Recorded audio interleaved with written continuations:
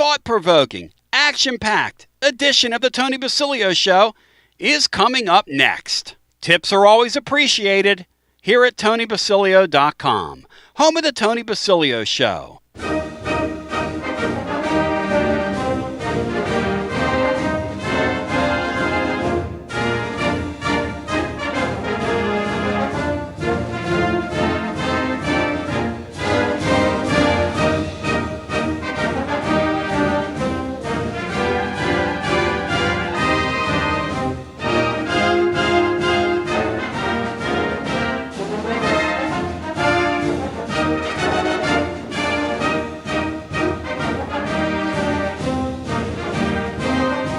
Listening to FM 105.7 and AM 1340, WKGN Knoxville and W289CU Knoxville, Fan Radio. Ladies and germs, my name's Tony Basilio. Welcome you to another edition. It is your Tony Basilio Show. It is a Wednesday. It's a Cinco Wednesday. It's a Wednesday with Watson Brown. It's a great news Wednesday on, make no mistake about it, JP Estrella. And, Brian, it's bad news for the people to the north of us, our friends to the north. They've waited a miserable football season, all football season long, to get to a basketball team where they spent north of $20 million, Brian, on their roster. And it reminds me of what Nick Saban said, which is, when you're buying players in this era, you better get the right ones or you're SOL, Bri. You better get the right ones. Well, I think it's a great sign that the players seem to hate each other and the coach is already out of answers and we're not even to Thanksgiving week yet. That's a great sign for the future. Yeah. And they don't play defense. They make Tim Banks look like a defensive stalwart.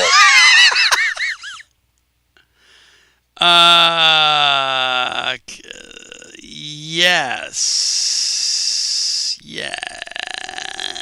So we're going to drill down on Florida today as well. Graham Hall's going to join us, which is a name that Graham Hall sounds like he ought to be involved in like Indy racing. But let's get to the JP Estrella news as broken by my man Ryan Shumpert, breaking it down scientifically over at RTI LAN. We give credit where credit is due around here. No hate, no hate. I got love for everybody. I got love in my heart. And the great Ben McKee coming right behind it, furthering the story. Because he's got a nose for news. But JP Estrella has a bone bruise on his left knee. And Tennessee confirmed that. 247 confirmed Ryan Shumpert's report over at Rocky Top Insider. And Ryan jumping out there and reporting. And my understanding was that they felt okay about it after the game, which is something we talked about yesterday. You weren't going to know till the swelling went down and you had a chance to assess exactly what was going on at the source. But the original thought was that it was a hyperextension, which would make sense. That would cause some kind of bruising. What's not known is how long he's going to be out. What we can say for certainty, and I'm not going to play God here, but it's not going to be a season-ending thing, which is a great piece of news. So here we are. It's Florida week. By the way, the Vols are back in action tomorrow with Tennessee State. When the action gets real next week, Monday in Vegas. Is that Monday afternoon, Brian, or am I imagining things? Holiday week, Monday. They have a 1:00 tip on Monday afternoon on TNT. So that's 12 o'clock noon Central, 1 Eastern. And your dynamite. And they play the next day at 6 against Houston. Going to win the fight. So no late night post games. Hey, Cinco, CC Hoops is getting ready to get a gig with your boys at AC/DC. He's going to travel the world as part of their crew because he's in the concert business. Yeah. He went out with the Food Fighters a couple years ago. He's been out with several great acts, including Stevie Wonder. He went all over the world with him several years ago, but he's about to get on to their tour. So I guess your boys are back again. and soon JP Estrella will be back again. Cinco, are you for or against them being out there and doing their thing? Absolutely. I think they brought one of their relatives to fill in for Malcolm Young, and even at 100 years old, and they've smoked every second of their life, they're still strong as ever. There you go. It's unbelievable, Andy. And here we are on a Wednesday, so we've got a lot to talk about because I'm in it to win it today. I gotta tell you, I'm in it to win it. And those of you that are over on the YouTube, hit the like button, would you? Hit the like button. Hit the like button. But I'm pretty pumped. I'm pretty pumped right now. Tickets are falling as we speak for the Florida game. Brian, have you moved off our stance that this is a no-excuse football game? As we've talked more and more about it, Graham Hall's going to join us here momentarily. Watson Brown in hour number 2. No, I still think it's a game you got to go down there and win. They're 3-7. You're 7-3. They're 3-7. They're 3-7. If you can't beat a 3-7 team, then I don't know what to tell you. Cinco, if you took Florida's name off that jersey, would we be afraid of them right now? I don't think our fans would. It wouldn't make them any less talented, though. You find them talented, Cinco? Oh, I think if you looked on paper, they have more talent than we do. That was Martin Columbus's point yesterday.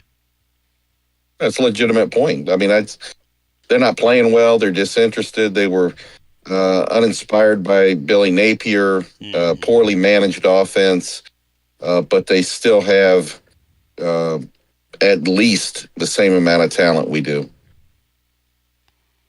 3-7 versus 7-3. What are we doing here? You know? What are we doing here? Well, I'll ask you this. If we played their schedule, how different would our record be? Let's look at it.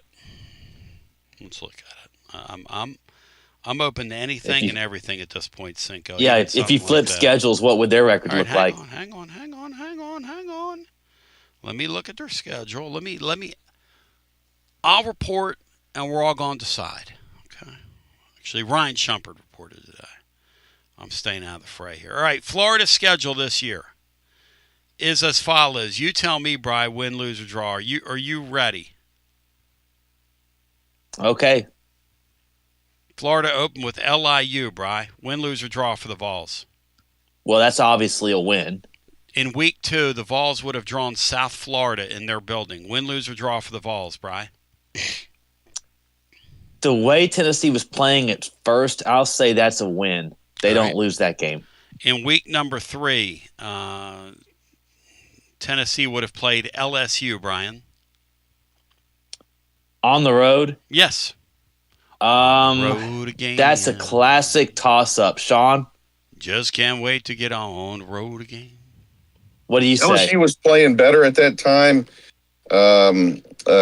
Their quarterback hadn't lost the plot. Given our I know we won down there a couple years ago, but I think that would have been a 50-50 at best. All right, 2-1. Tennessee. I would hedge with the 2-1. Yeah, 2-1. And then we played Miami down at Miami. Win, lose, or draw, Cinco? Lose. I don't know. Okay. 2-2. All right, let's say you're right. Then we would have played the Texas in our building. Or was it in their building, Bri? Our building or their building? I say if it's in our building, that's a win. Yeah, we beat them. It was in our building. I think they beat them. Then we would have played A&M. That'd have been a loss. So 3-3. They'd have lost that game. Then we'd have played Mississippi State. We'd have beaten them. So now we're 4-3. Okay, 4-3. Then we would have played Georgia. Well, 4-4. 4-4. Then we would have played Kentucky. We'd have won. Well, that 5-4. 5-4. And then we would have played Ole Miss. So the Vols would be 2 games better. Yep, 2 games better. I agree with that. Yeah, they had an impossible schedule. I agree with that. We would, with their schedule, we'd be 5-5. Yeah. With that, and going into, obviously we can't play ourselves, but yeah. Some people can. I don't know. That'd be a lot of. If we played ourselves, that'd be a lot. I'd take the over. Interesting. Okay, so I got 118 folks, which is a pretty good number at YouTube when you're live. Hit the like button, please. It helps people find the show. You're going to urinate me off. Second thing is we're going to do a Rups Rafters recitation today. Brian, a lot of people aren't paying attention to basketball just yet. Mark Pope last night gave one of the strangest interviews after getting just blowed out by a okay Michigan State team. I was looking today, they're 22 at Ken Palm or 21, 22. This is not a vintage Michigan State great team. They don't have the timber they've had in years past. Boy, they really put it on that Kentucky bunch, and they got every easy shot they wanted to get last night. Kentucky does not defend at all, Brian. At all. Like, at all under this Pope guy. Do they respect him, Bri? It certainly doesn't look like he reaches them for whatever reason. And last year, they sort of had a better than expected type year. I think most fans were really happy with what he did and the way the team played for the most part. And beating Tennessee twice helped that. But they made the Sweet 16, which is something Cal hadn't done in a while. But this year, it just hasn't got off to a very good start with a lot of the same players, some of the same key players they brought back from last year, which is kind of weird. But it just seems like the pieces fit last year, and they don't fit this year. If you go to it's really odd. If you go to our YouTube page, when you buy the wrong players, a wise man who's now on ESPN, who I think is a really good broadcaster, he's really good at everything he does, unfortunately. A wise man once said, when you buy the wrong players, you're SOL in this era. Is it going to be that Kentucky bought Florida State's football roster of 2 out of the last 3 years? Because that can happen. And they spent north of $20 million. Do you know how on the warpath those people are for Mitch Barnhart right now? Do you know what kind of meltdown Rups Raft? It's not even Thanksgiving and they're melting down. Here's an odd dichotomy. They waited all year for this. They waited all year for this, Brian. Their football season's kind of turned around. They won 3 straight. They had waited all over Florida, and basketball is totally, since they played Purdue and they won an exhibition game against the best team in the country, has gone in the other direction. Kudos to Laura today. Great work with our graphic package over on the YouTube, over on the Twitchy. I've been feeling twitchy recently with that lower back thing. I want to tell people about it just real quick. I want to bore you a bit. When you do the thing where you had 2 herniated discs in your back, as your back heals, it does this thing where it sends these electric senses like to your different parts of your body, like your face, and it makes you feel twitchy, or makes your fingers feel like they've got pins sticking out of them sometimes. Just all this weird stuff. Anyway, it's a thing. And so I've been going through that lately. Ain't nothing for what the Kentucky people are about to go through this season if they don't get it together, Bri. Because Laura has clean up. She's got the, for those uninitiated, she's got the blue checkerboard that they copied from us. Mitch got that from us. With a blue light, like there's a blue light special on defense on. And then she has the Kroger K with the Kentucky blue on it, which is really nicely done. And then it says Kentucky Crisis Hotline, and then for Matt Dixon, clean up on aisle 9 with the Kroger emblem. Really well done, I wonder if the fans went to their grocery store in Rupp Arena to buy a lot of alcoholic beverages to take on their way home. Oh, it's so great. It's so great. It's so great. It's so great. Hey, Cinco, I was asked, do you think, well, I got to get timeout because Graham Hall's going to join us. And then I want to get into my favorite down through the years. When I want to ask Sean about this. Favorite Florida, Tennessee games. There have been a few. You know, that list may not be very long. Well, the list isn't long, but I come up with 3 today, and one of them wasn't 98. But I did my personal favorites, like telling personal stories about where I was, what was happening. I take you back in the day. People kind of like that. I don't know. We continue with more on the other side. Graham Hall! As we continue, we'll preview the game with the Florida Gators after this. Living Vol fan, make Alumni Hall your one-stop shop for all your Vol fans on your shopping list this holiday season. There's nothing better than getting your favorite Tennessee gear under the tree. Picture it, a nice polo shirt, a new hoodie, something for the man cave. Pop in and see my friends at Alumni Hall. Best selection of Tennessee gear. Alumni Hall, 3 Knoxville locations. Bristol, Johnson City, Murfreesboro, or online at alumnihall.com. It's easy to have a big orange Christmas. And happy holidays from everyone at Alumni Hall. The ultimate volunteer shopping experience. Alumni Hall. Preparing food for a big gathering can really take it out of you. That's why you need to call Calhoun's and check out their selection of party platters. Whether you're hosting a party for the big game, a reunion, or just an everyday gathering, a Calhoun's party platter is next level. Choose from Calhoun's always excellent chicken tenders, fly with Calhoun's wings, or boneless wings with a variety of dipping sauces, award-winning next-level melt-in-your-mouth barbecue ribs, or delicious spinach artichoke dip, or get one of each. Plus, if you're doing burgers or sandwiches, Calhoun's has lots of side dishes like spinach Maria, baked cinnamon apples, Smoky Mountain baked beans, or creamy coleslaw. Available in pints, quarts, and gallons. And to finish things off, pick up one of Calhoun's great desserts to go, including homemade cheesecake or key lime pie. Calhoun's, simply your go-to party headquarters. With 9 locations all over East Tennessee, you can order online and just pick it up. Calhoun's, one of the Copper Cellar family of restaurants, along with Chesapeake's, Copper Cellar, Corner 16, Cherokee Grill, and Smoky Mountain Brewery. Eat local, eat good. When it's time for your next move, you want to get your precious belongings from point A to point B with your peace of mind intact. That's why you need to call my friends at Gouffon Moving and Storage, East Tennessee's moving legend. Gouffon Moving and Storage has been helping East Tennesseans move since 1887. That's 138 years, 5 generations. That's even longer than the Dooley, Jones, and Pruitt era combined. Gouffon Moving and Storage, pro movers, serving Knoxville, surrounding areas, and interstate moves too, both residential and commercial. And we'll provide you with personalized service that other corporate movers simply cannot. We know how to move all types of items. We pay careful attention to our clients' valuables. Your satisfaction as a customer is our absolute priority. As the oldest continually owned and operated family moving business in the United States, when it's time for your next move, it's Gouffon Moving and Storage. And storage, it's secure and vaulted. Our newest offering of commercial storage logistics, we offer receiving, storage, and delivery services for all your business logistic needs. See more at Gouffon.com. That's Gouffon.com. Or check out the link at tclub.team. When it's time for your next move, East Tennessee's moving legend, Gouffon Moving and Storage.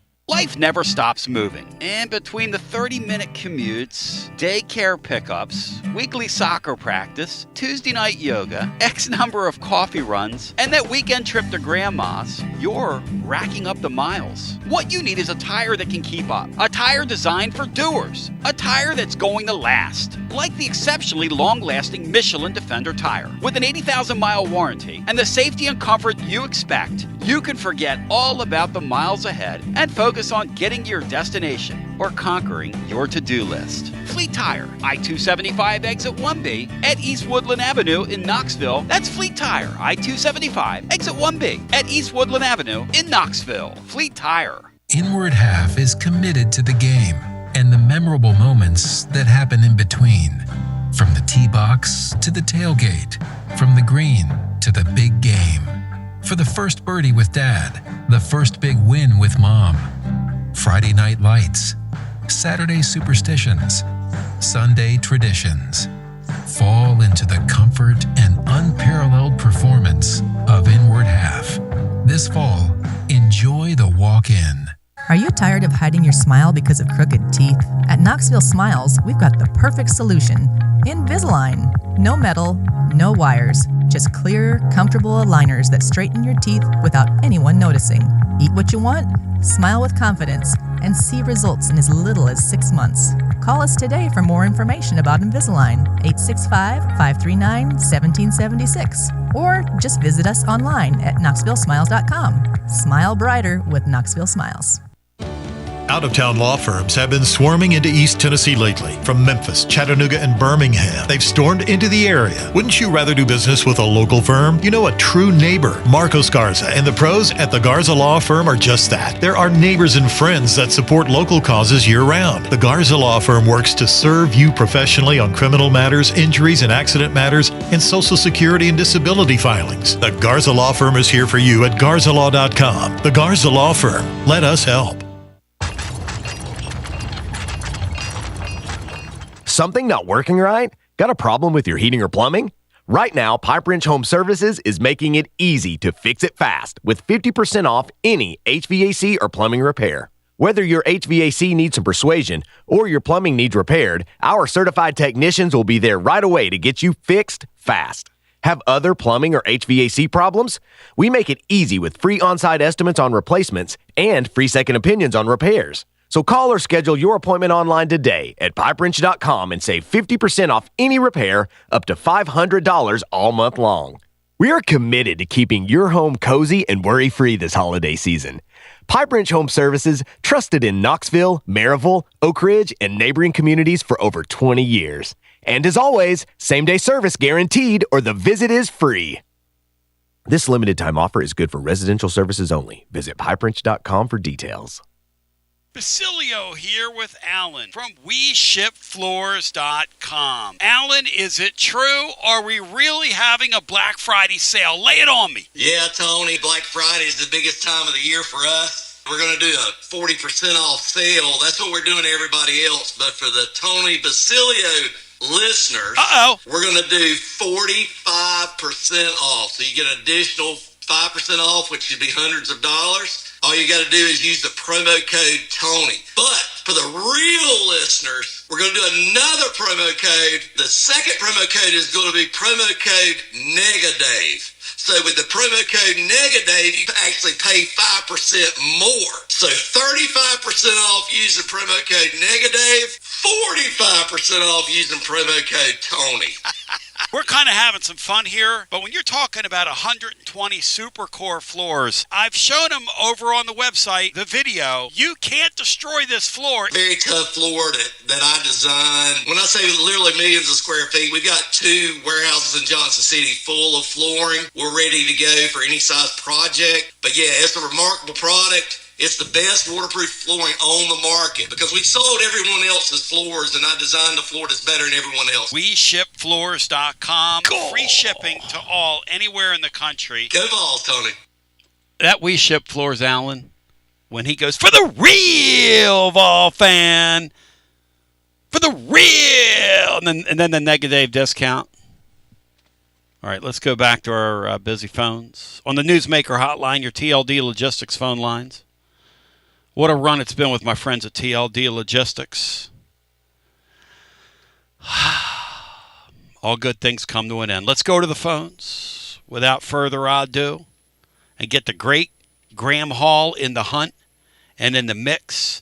And he's in the mix and he's in the hunt and he's over at 247 and he's holding it down with your Florida Gators. And Graham, you and I were talking off the air. We have converging seasons here. You know, I don't miss these days, Graham, but I remember them well, where you've got a football season you're covering, and all anybody wants to talk about is, back in the day for us, it was the groomers and John Gruden. And ironically enough, Florida's involved with a guy that is kind of a John Gruden of college. He's sort of an attention whore. He's got 3 fan bases right now begging him. He sort of lives on social media. Graham, how do you plead to what I'm laying down here?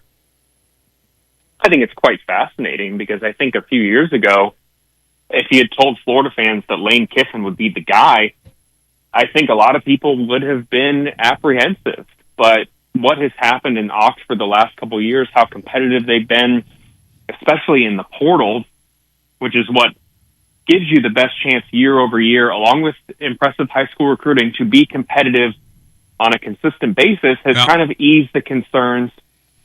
And I think that Lane Kiffin is closer to the type of personality that Florida fans are looking for.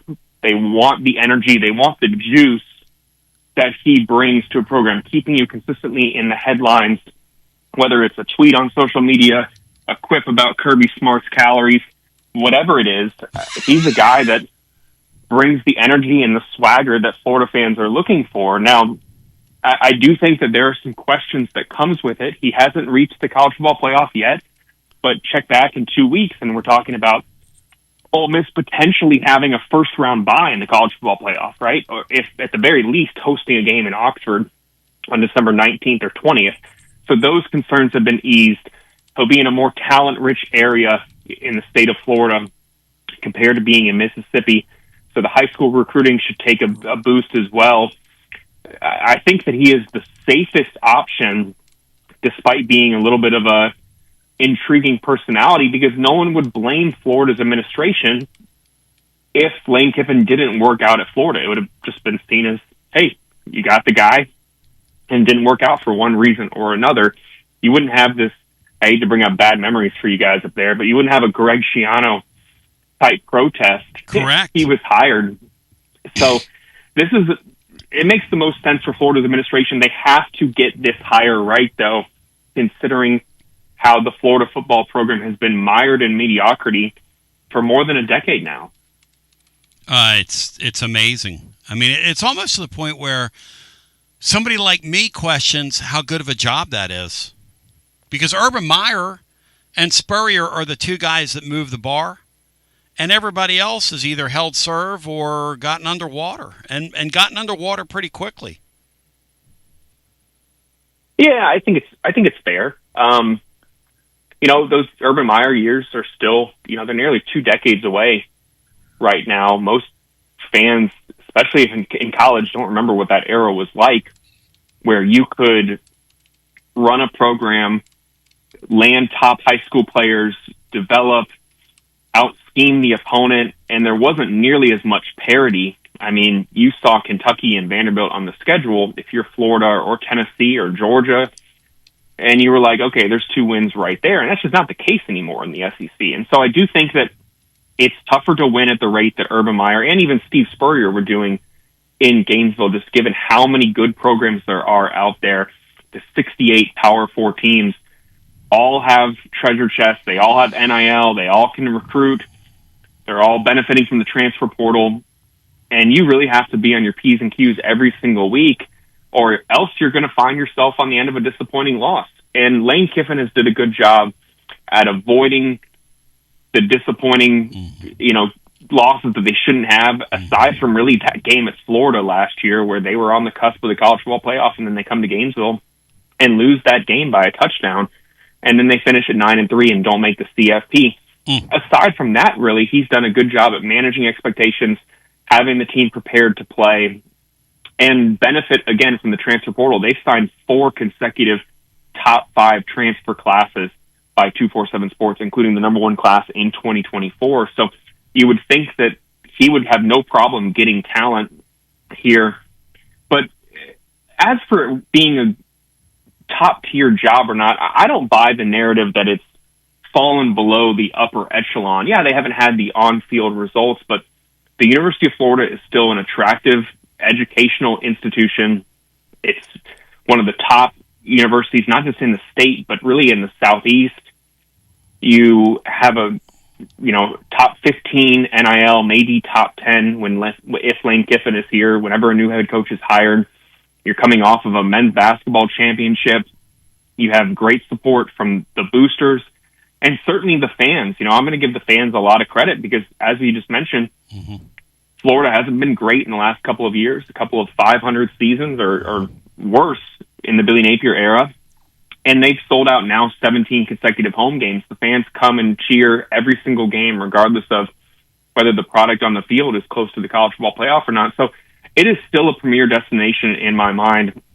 And I'll say this, and I don't like getting political when I talk sports, and I know you're probably sitting there going, oh no, where's he going with this? But you look at the situation at LSU, where a coach there isn't just having to answer to an athletic director, but the governor of the state. Oh, you're right, man. I mean, a nut I job. think that not just a governor, but a nut. He didn't even understand how the thing was structured. He didn't even understand that state taxpayer money doesn't pay for the coach. I mean, he was just up there blowing his mouth and blowing his nose and expectorating all over the microphone and everything else. But, Graham, here's a question for you. Because you guys have a message board component to what you do at 247. And so you're qualified to answer this. What is the percentage of interest in the Tennessee-Florida game, the final one, in this every year extravaganza that we're not going to be sorry to see go here in the Tennessee side of things? But what is the percentage in terms of interest on the board, conversation, chatter, all that stuff? Tennessee-Florida game in one pile, coaching search in the other pile. Well, I'd say about 95% of the conversations on the message board right now are about Lane Kiffin and who Florida will hire as their next head coach, which there's a little bit of that's disappointing because, these guys are still out there playing a gladiator sport, sacrificing their body. Billy Gonzalez as an interim head coach is very easy to root for, a national championship winning assistant, someone who, in this day and age, to return to a place not once but twice and being assistant coach is pretty rare. But quite frankly, Florida's season is a lost one in terms of what the expectations were in August throughout the offseason. Florida openly talked about making the college football playoff. DJ Lagway was talked about being a potential Heisman candidate as a sophomore. Florida had all these players who were considered to be veterans who were going to have a chance to solidify themselves as potential first or second round picks, and that can still happen, of course. But injuries, Lagway's lack of development, practice time, the results that Florida has faced certainly have led to a situation where a lot of people are kind of ready for this season to be over, at least on the message board, which I always tell people, some people think it's a microcosm of the fan base. I think it's a microcosm of the diehards who are looking to the future. But there are still so many, I hate to even call them casual fans, but maybe less invested on a daily basis type fans who are coming back to Gainesville, experiencing the atmosphere, taking their grandkids, going back to where they went to school, cheering for a program, having a chance to go to a night game. So they're not paying attention to all this, or they're certainly not at the rate that most fans are on a message board, paying attention to this chatter and the conversations and flight tracking, everything that goes into coaching search season. They're still rooting for the program. So that's why Florida's game on Saturday against Tennessee is sold out, why I expect it to be a raucous atmosphere. And I do think that one of the interesting things about the coaching change is there's no more, and this isn't really a shot at Billy Napier because I hate kicking someone when they're down or especially when they're gone, but there's not the distraction of the regime change anymore. That's happened. You're not going to have what you had in the Mississippi State game even, where Florida, with each mistake they made or penalty they incurred, where fans are booing loudly inside their home stadium and chanting "Fire Billy Napier." You're going to have a team that is really playing with house money in a sense and has a chance to beat a rival and effectively eliminate any lingering hope they have of making the college football playoff.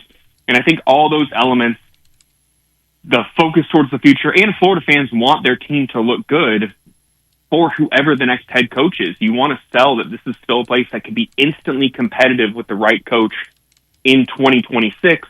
And there's no better way to do that than to show Lane Kiffin, who's sitting up there in Oxford during the bye week, that Florida still has a competitive roster that could take down a 7-3 team in their home stadium, and the fans are going to still support through thick and thin. The ambulance and elegance of Graham Hall joining today. He of the Gators 247 site and does a great job there. He's been with the Gainesville Sun, places like that in the past. This guy's been around the block a time or two, and he's always excellent and thought-provoking when he's on here. And Brian Hartman or Cinco, do you guys have any questions of Graham Hall as we visit with a gentleman during what is a really eventful time in Gator football history? Graham, Go ahead, Cinco first. Go ahead, Cinco, then Brian. Graham, it seems to be that there's only one Lane Kiffin, and everybody thinks they're getting Lane Kiffin because their job's the most attractive. LSU does, Florida does, obviously. What happens if, with Florida, if Lane Kiffin decides to stay in Oxford or bucks that and goes to Baton Rouge? Where does Florida turn then? Oh boy, right, Graham? It's a good question. Let me say, if he stays in Oxford, Florida fans they'll definitely take that over him going to LSU, because then they won't feel like they failed to another program with an opening. I mean, if he takes LSU with everything we just talked about, the distractions, the other aspects of being a coach there in Baton Rouge, they're going to be out there with signs and torches outside the Florida Athletic Department, criticizing them for not landing who they all thought was the guy. If he goes to LSU, it's very hard to stomach, because it's just another indication in the national spotlight that Florida, everything we just talked about, may not be the premier job that everyone with the orange and blue tinted glasses on wants to believe that the Florida job still is. Now, where would they turn from there is a really good question, because if you would ask me a month ago, I would have said, James Franklin makes a lot of sense, even though he, maybe he peaked at Penn State. Maybe he, you're getting someone's retread, a fired coach to replace a fired coach. It's hard to sell that. Maybe they go the, group of 5 route or coordinator, but that is not, excuse my language here, the sexy hire that Florida fans are looking for, because it's not going to instantly restore confidence and galvanize the fan base. They're going to be kind of in wait and see mode and rolling the dice once again on a coach coming over from not one of the Power 4 teams, just like Jim McElwain and just like Billy Napier, where they're going to be like, all right, well, we have to make sure that this is actually a good hire. We're going to have to wait to see how it goes. And then you have 9 more months of some angst and anticipation, wherein Lane Kiffin, before he ever coached a game at Florida, would be perceived as a savior in a sorts. So that is kind of an interesting road that Florida may choose to go down, whether it's a Glenn Schumann at Georgia or a Will Stein. If you had to ask me, I think that the one name that no one, or not many people are really talking about, is Lincoln Riley at USC. I think that Lincoln Riley still has a lot of his best coaching in front of him. He does a great job with quarterbacks. He's a great recruiter. I think he would want to be, without talking to him or really getting a feel on the situation out there in Southern California, I think he would want to be back in the SEC, dealing with a little bit of an easier travel schedule than he is in the Big Ten, a better recruiting landscape. Yeah, there's great players in California, but I think we're all of the opinion, I don't want to speak for you guys, but the Texases and Louisianas and Georgias and Alabamas and the Floridas, certainly those states produce more blue chip talent, more 4 and 5 stars every single year. So he could have a chance to land more talent there and make a better salary, quite honestly, in my opinion. So I do think that that's a name that I don't see talked about a ton. I'm of the opinion that Lincoln Riley is not going to be the coach at USC beyond 2026. Now, whether that he doesn't get the job done with the Trojans or he takes another move and goes elsewhere, whatever the case may be, I don't think that's a long-term location for him at the Trojans program. So he would be a name that's in that safe category, given what he did at Oklahoma, how he's helped other quarterbacks get developed. He would be a name that no one would blame Florida's athletic department if it didn't work out with Lincoln Riley. And you're not hiring someone this day and age to try and be here for a decade plus. You get 5 good years out of a coach, and then both parties are probably looking at what's next for them, given how much can change, not even just in a year, but in a couple of months in a college football season. So Lincoln Riley would be the name that I would think would make a ton of sense as a great backup option for Florida. But after those two right there, you really get into some riskier moves.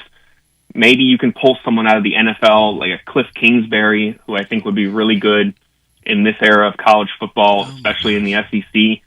What is his interest in leaving Washington? But the job he's done with Jaden Daniels and multiple other top quarterbacks in college football, in my opinion, makes him a candidate that we're going to keep hearing programs kick the tires on, just given what he's done, his age, and his record thus far. What about Jed Fish at Washington, alum? That's my guy. Howard Roseman's roommate. I'd hire him in a heartbeat. Has he been mentioned? Jed Fish. I'd hire him in 10 seconds. I think that a year ago, Florida fans desperately wanted Jed Fish to be the guy. I mean, he's got the Florida ties, played at Florida. Right now, I just wonder how much he is viewed as a really good candidate. They're 7-3. They've been really good at home. He's done a good job there, but he's not in the same tier in my mind as Lane Kiffin, at least in the eyes of Florida fans. Now, that doesn't mean he couldn't work out at Florida.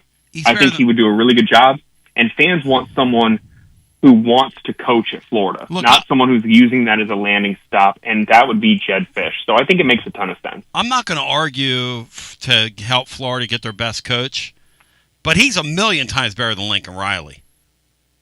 Lincoln Riley is a figment of someone's imagination. He was at Oklahoma with a ready-made thing, and I know they lived in the playoffs, and that was an easy league, though. He would have to coach in this league. Jedd Fisch would be who did wonders in the desert. Now, Graham, I'm not here to talk you in or out of anything. I mean, I'm just giving you my opinion. I don't get the Lincoln Riley fascination. I don't get the Lincoln Riley fascination. The Bob Stoops connection to Lincoln Riley is fascinating to me because you had Bob Stoops, yes, who hired Lincoln Riley at Oklahoma in 2015, and Bob Stoops, who is still considered in Florida fans' good graces as one of the best, coaches that they've had as a coordinator within this program. And what Lincoln Riley did with, Jalen Hurts and Baker Mayfield and Kyler Murray, people would sit here and be like, okay, maybe he can fix DJ Lagway or whoever the next quarterback is. He could get the best out of them. And, I look at his record and 3 straight 12-winning seasons. In 2022, in his first year at USC, he wins 11 games. I get the notion that, maybe he's not as good as Jedd Fisch, but he's still, 42, 43 years old? That is extremely young still for a coach. He's, coached for a decade now, we're talking about, at either the offensive coordinator level or as a head coach level. He's got a good record, 90-26. I could get an argument for him and for Jedd Fisch, but I'll be quite honest, I don't think either of those names would excite the Florida fan base nearly as much as Lane Kiffin. But a year ago, if Florida hired Jedd Fisch and Lane Kiffin wasn't leaving Oxford, Florida fans would be elated at getting Jedd Fisch into the program. Now, a year later at Washington, even though he's 7-3, which is not bad whatsoever, I think that they would probably see it as like a consolation prize, which just kind of speaks to how much things change here in college football. Well, it's true. And if you take things off a 1-year basis, Heupel last year as a cat's meow and has it all figured out. This year he might finish 7-5 if the Vols lose Saturday, which the Vols could lose Saturday. I mean, history tells us the Vols could lose Saturday.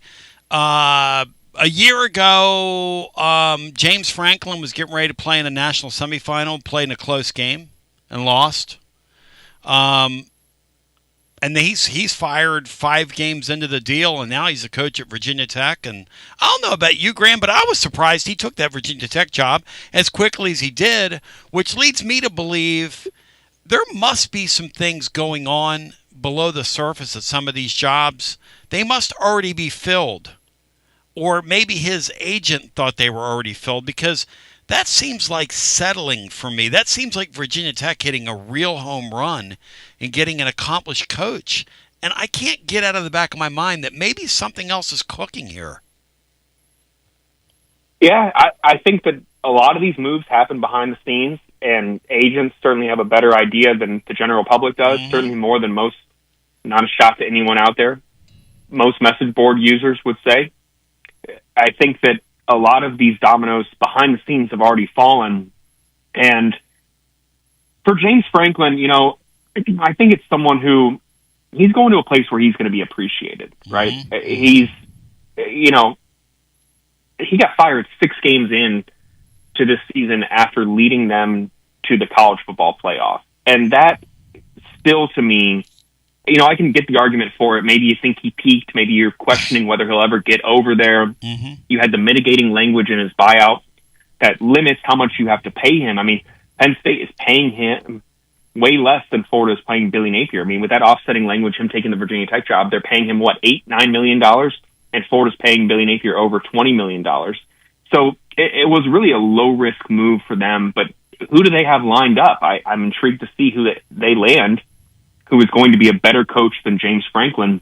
If I'm Virginia Tech, though, I'm elated at that. You know, I mean, you get a guy who has been a coach since 1995 and has been at Vanderbilt, was at Penn State for a decade, has been to the college football playoff, you know, won a Big Ten championship in 2016.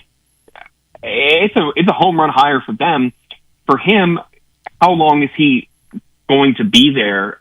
I think that he's using it as a good spot to fall in a conference that is much more winnable than, you know, the Big Ten and especially the SEC. And if he can string together some 9-10 win seasons in Blacksburg, you know, in 2028, we're going to be sitting here talking about, well, who's going to hire James Franklin? He's a, you know, great coaching hire, 55 years old. And, you know, look at Kurt Signetti. Age isn't a factor. People are going to be making a case for him in 3 years if this goes well for him. So it's a good landing spot for him. And it was wise for Penn State to put that buyout language in there and require him to seek another job to get paid after he got fired at Penn State. So I'm sure there are some things his agents know behind the scenes about how things are going to shake out. And as a result, I think it's a big win for Virginia Tech. The incomparable Graham Hall. Bow thy head when you say thy name. Florida gets a key player back on Saturday, and then I want your prediction. But tell me about the key addition, because it's been a year of attrition for the Gators, but they actually get a player back. Yeah, I think this is notable because it's in this era of college football, it's never been easier to opt out, look to the future. And if you're a guy in your final year of college football and you suffer a major injury, especially if you're included in these mock drafts as one of the top 100 players in April, you may want to be sitting there and saying, hey, I'm going to focus on my health. I'm going to do what's best for me. This is a 3-7 season. It's all lost. But that's not what Caleb Banks is doing. Caleb Banks had a chance to leave Florida after last season, and he was projected by multiple outlets as a potential first-round pick, a second-round pick, maybe a third-round pick after last season, after he was dominant in November, where he was, you know, stopping the run at a high rate, getting to the quarterback, playing with intensity every single snap, and battling through injury. He was dealing with ankle injuries last year. He comes back to Florida, which is a bit of a surprise for some people. It led to some moves in the portal for other Florida players who thought that they were going to be stepping into starting roles, namely DeAndre Robinson, who ended up at North Carolina. But it's been a bad year for Banks in terms of injuries. He had ankle surgery, then was limited in fall camp, and then he missed the first 2 games of the season. He returns against LSU and plays 29 snaps, looked good, but then suffered an injury that required surgery up in Birmingham at the Andrews Foot and Ankle Institute.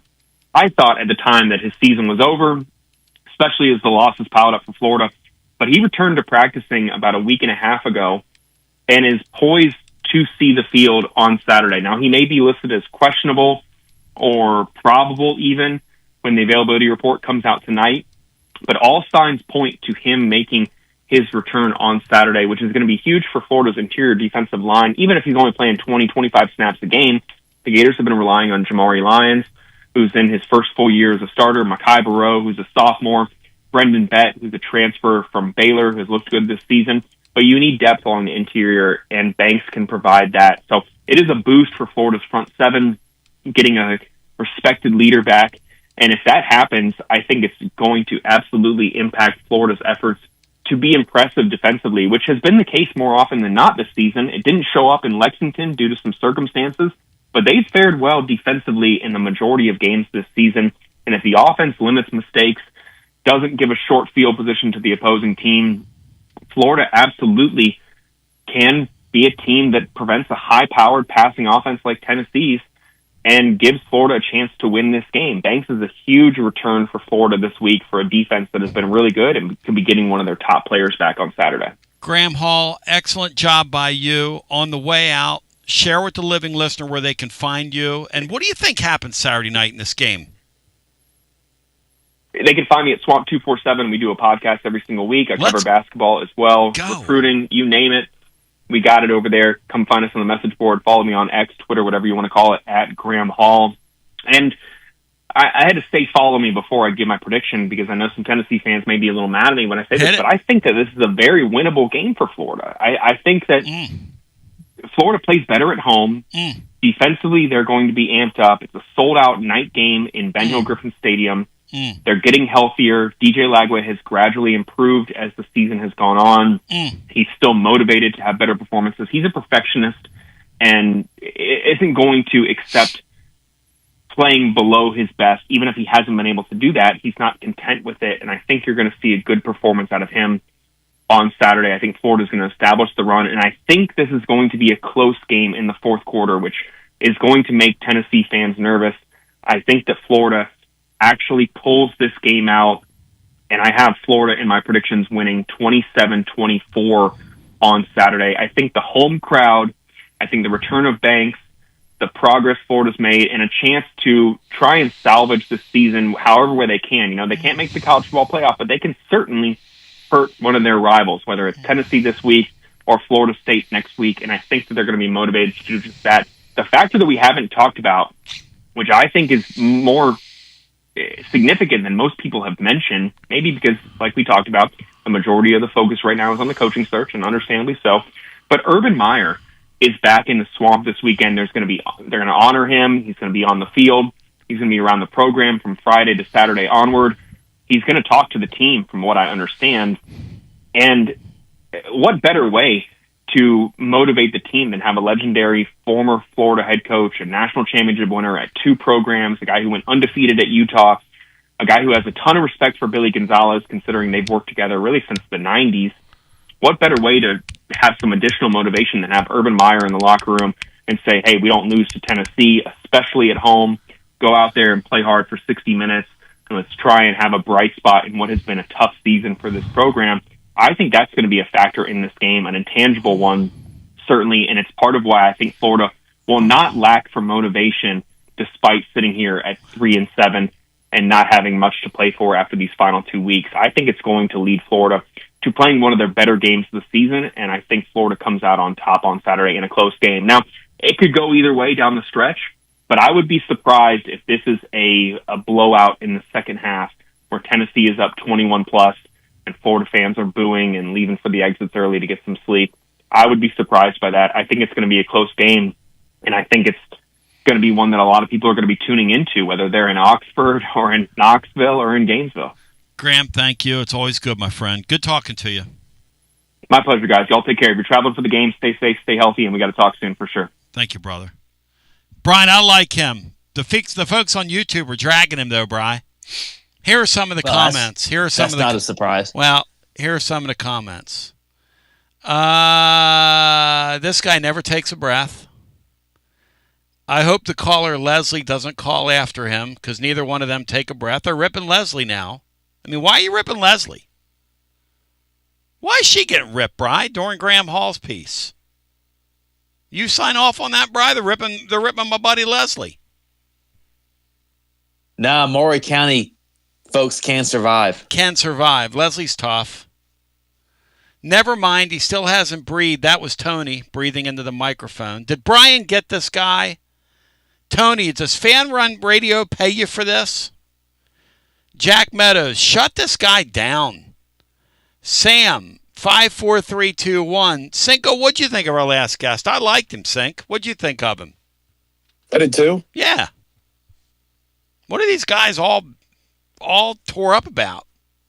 Well, that's a good sign when people rip your guest. I think that's a great sign. Heipel's Razor asks, is that Leslie's older brother? I mean, what are we doing? Sean,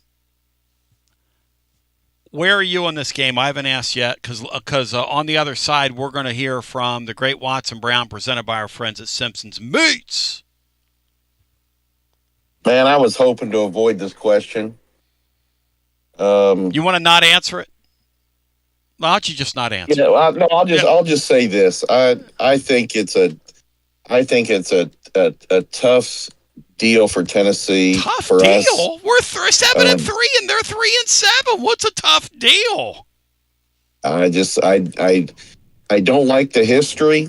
Call me battered Vol. That's fine. Good gosh. But I think that I don't like the way Joey Aguilar is trending with the turnovers. I agree with that. I don't like the way the offensive line has, I think, regressed since David Sanders, and I'm not blaming him, has moved in, which has caused Perry to go to guard. I don't like that. I feel you there.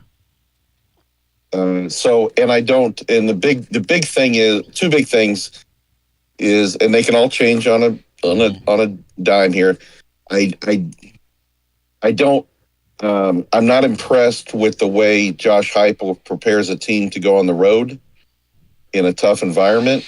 And also, if I'm honest, I think these last two opponents are tougher than we are, to be quite honest with you.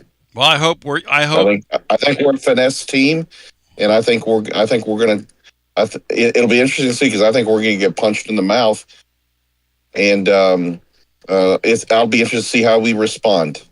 I think that's an interesting point you bring up. Certainly worthy of parking on in hour number 2. I'm going to ask Watson about that in terms of the toughness of these teams and what you have to play for. I was on with George Plaster yesterday talking to Kelly Holcomb.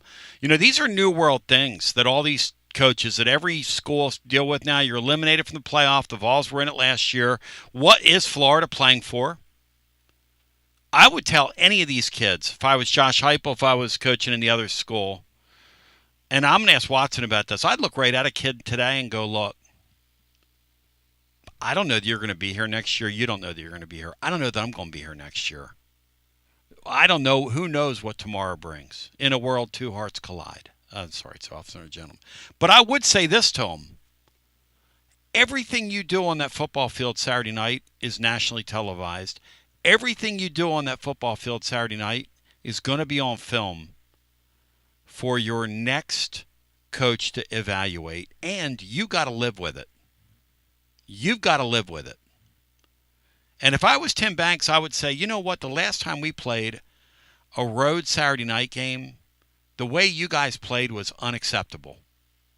No offense to you, but that Kentucky effort is not acceptable. It's just not acceptable. And you have to live with it. Not me. You have to live with it. It's going to follow you.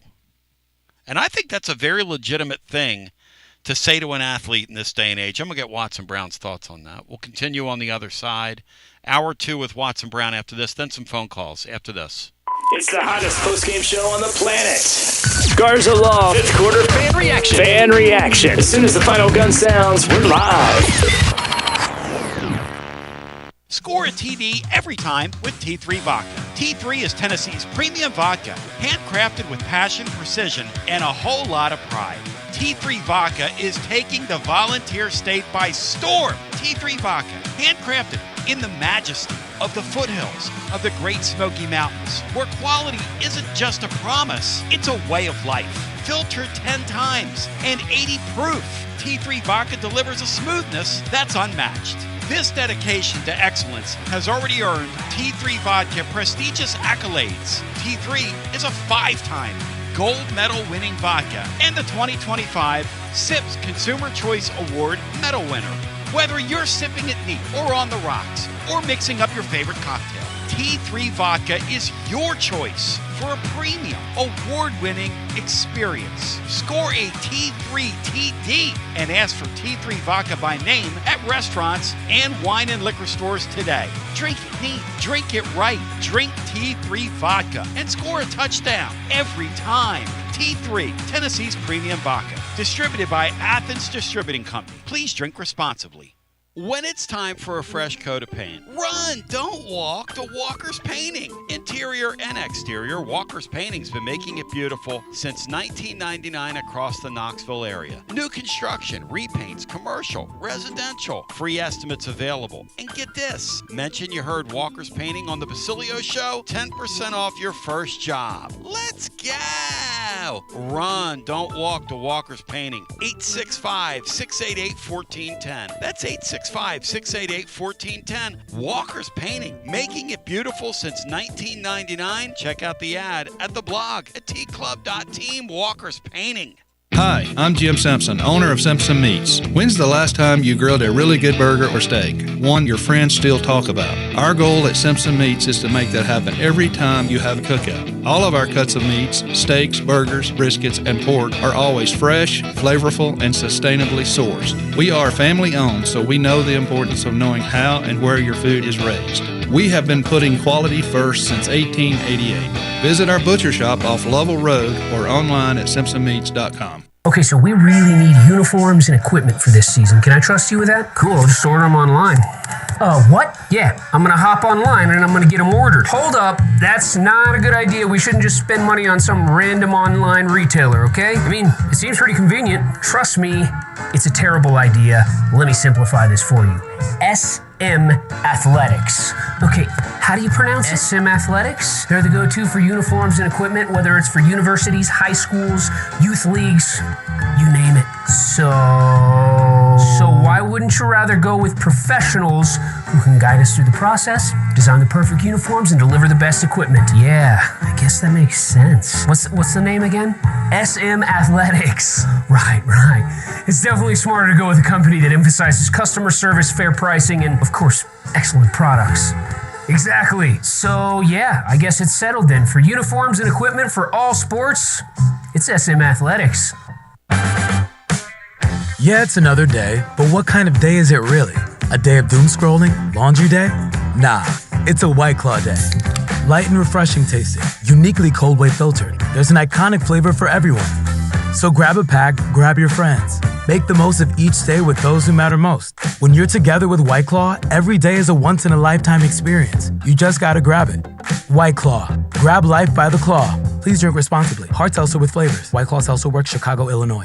Got a problem tree looming over your home? Call ECR Total Landscapes. Whether it's trimming, removal, or storm cleanup, our certified pros get the job done safely and efficiently. We're licensed, insured, and ready 24/7 for emergency calls. Big or small, we cut them all. ECR Total Landscapes. Call now for a free estimate, 865-384-2012, and mention promo code FANRUN for free stump grinding on any tree removal now through the end of the year. Also, visit us at ecrtotallandscapes.com. Basilio here for Budget Transmissions. TGMD, the great Matt Dixon, took his Ford Escape to budget, and like our gold bullet back in the day, it was a total mess. And now, Matt's back in the game. He's got a new transmission, axle, wheel bearing, both radiator hoses, engine mounts, coolant hoses. I mean, his Ford Escape was about to escape to the junkyard, but he didn't begrudge it. He took it to budget, and now he's on his way back to Omaha. Budget Transmissions, over 30 years in business, conveniently located in Bearden. All extended service contracts are honored. A gold certified Repair Pal member. 865-584-4391. 865-584-4391. Budget Transmissions. Don't begrudge it. Take it to budget. Josh Collins at Collins Insurance Agency. At Collins Insurance, we strive to ensure our customers receive better coverage along with bigger savings.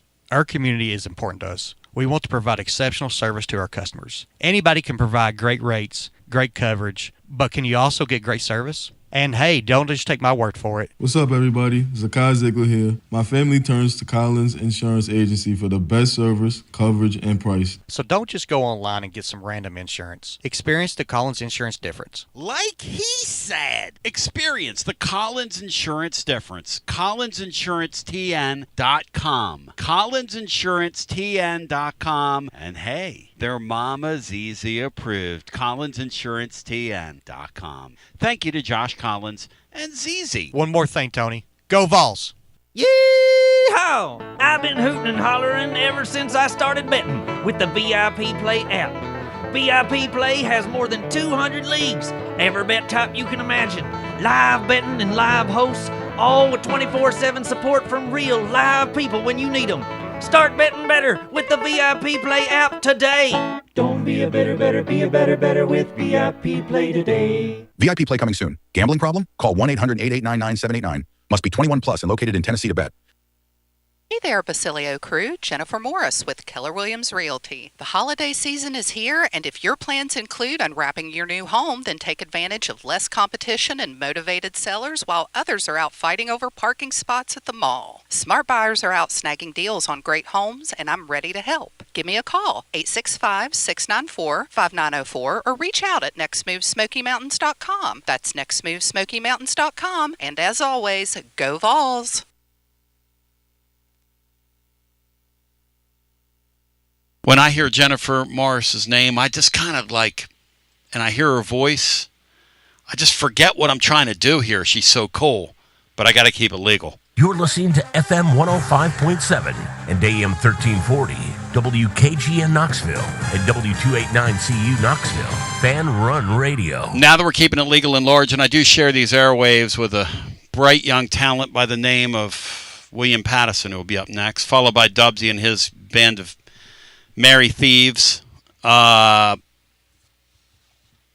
pretty next level when I get a chance to do this. And we get a chance to do this once a week, ladies and gentlemen. It's presented by our friends at Simpson's Meats, who want to remind you that the holidays are here. And, boy, you want to talk about a great family or corporate gift opportunity. You want to talk about how it's the time of the year for you to send gifts to your family, friends, clients. You name it. You want to talk about a beef brand built on quality. You want to talk about Simpson's Meats. You want to talk about also, they got whole tenderloins for the upcoming holiday season. They've got standing rib roasts. Now taking pre-orders for Thanksgiving and Christmas. And Sam Bruce tells me they've been just inundated by this audience. They're online at simpsonsmeats.com. That's simpsonsmeats.com. They present the great Watson Brown, who's good enough to melt in your mouth, not in your hands. Watson Brown, I welcome you in. This college football thing is nuts, dude, as I welcome you in. You know, Tony, I let me start with something that bothers me a little Hit it, and I want to hear it. I mean, we're the way the committee has to do it, and I'm 100% behind them. I think they're doing all they can do. They're doing the best they can. But here's the tough thing. I was a college football coach for mid-40 years, and I learned real quick. It's all about how good are your players against who you play. How good are your players, and what is your schedule? That's it. And I'm not saying A&M does not deserve this, or two or three of them up there don't deserve this at all. I'm not going there. I'm 100% in A&M's corner. But here is Tennessee with 3 losses. I know 2 of them are at home. They have lost to Georgia, they have lost to Alabama, and they've lost to Oklahoma. A&M has not played any of those. They have not played any of those style of teams. They've played the lower level schools and beaten them all. And it's just hard. It is the way it is because it's all about winning and losing. It is. But, you know, you got to at least look at these schedules. I mean, Georgia's schedule, Tennessee's schedule, Alabama's schedule, even a little bit of Ole Miss. But now those guys, Georgia and Alabama still up there is great. And Tennessee is 2 or 3 plays from being right there today. 2 or 3 plays. Gosh, I think about the Georgia game. I think the other night about the Oklahoma game. The Alabama game, if what doesn't happen on the play right before the half, if that does not happen, if that's an incomplete pass and they kick a field goal, whatever, or go for it and don't make it on 4th down, whatever they do, I don't care if it just isn't an interception return for a touchdown that made it really hard in the second half. You know, if Tennessee wins out to me, and they've still got 2 good teams to play, schedule is such a big piece of this, and A&M hit it right. Texas has had a really tough schedule, and it's how good are you off of who you play, Tony, and who you play is every bit as important as how good you are. And schedules fall for certain people at certain times perfect. So I just defend Tennessee and Alabama because they're catching heck again. Some of these teams like that, I just defend because of who they've played. The problem, Watson, with these big leagues now, especially in the Southeastern Conference, and when you get to next season, you start trying to sort these teams out at the end of the year like, I'll do you one better. I see a scenario on the board where Florida, I got Florida in my brain, where Vanderbilt wins 10 games and gets left behind. Yes.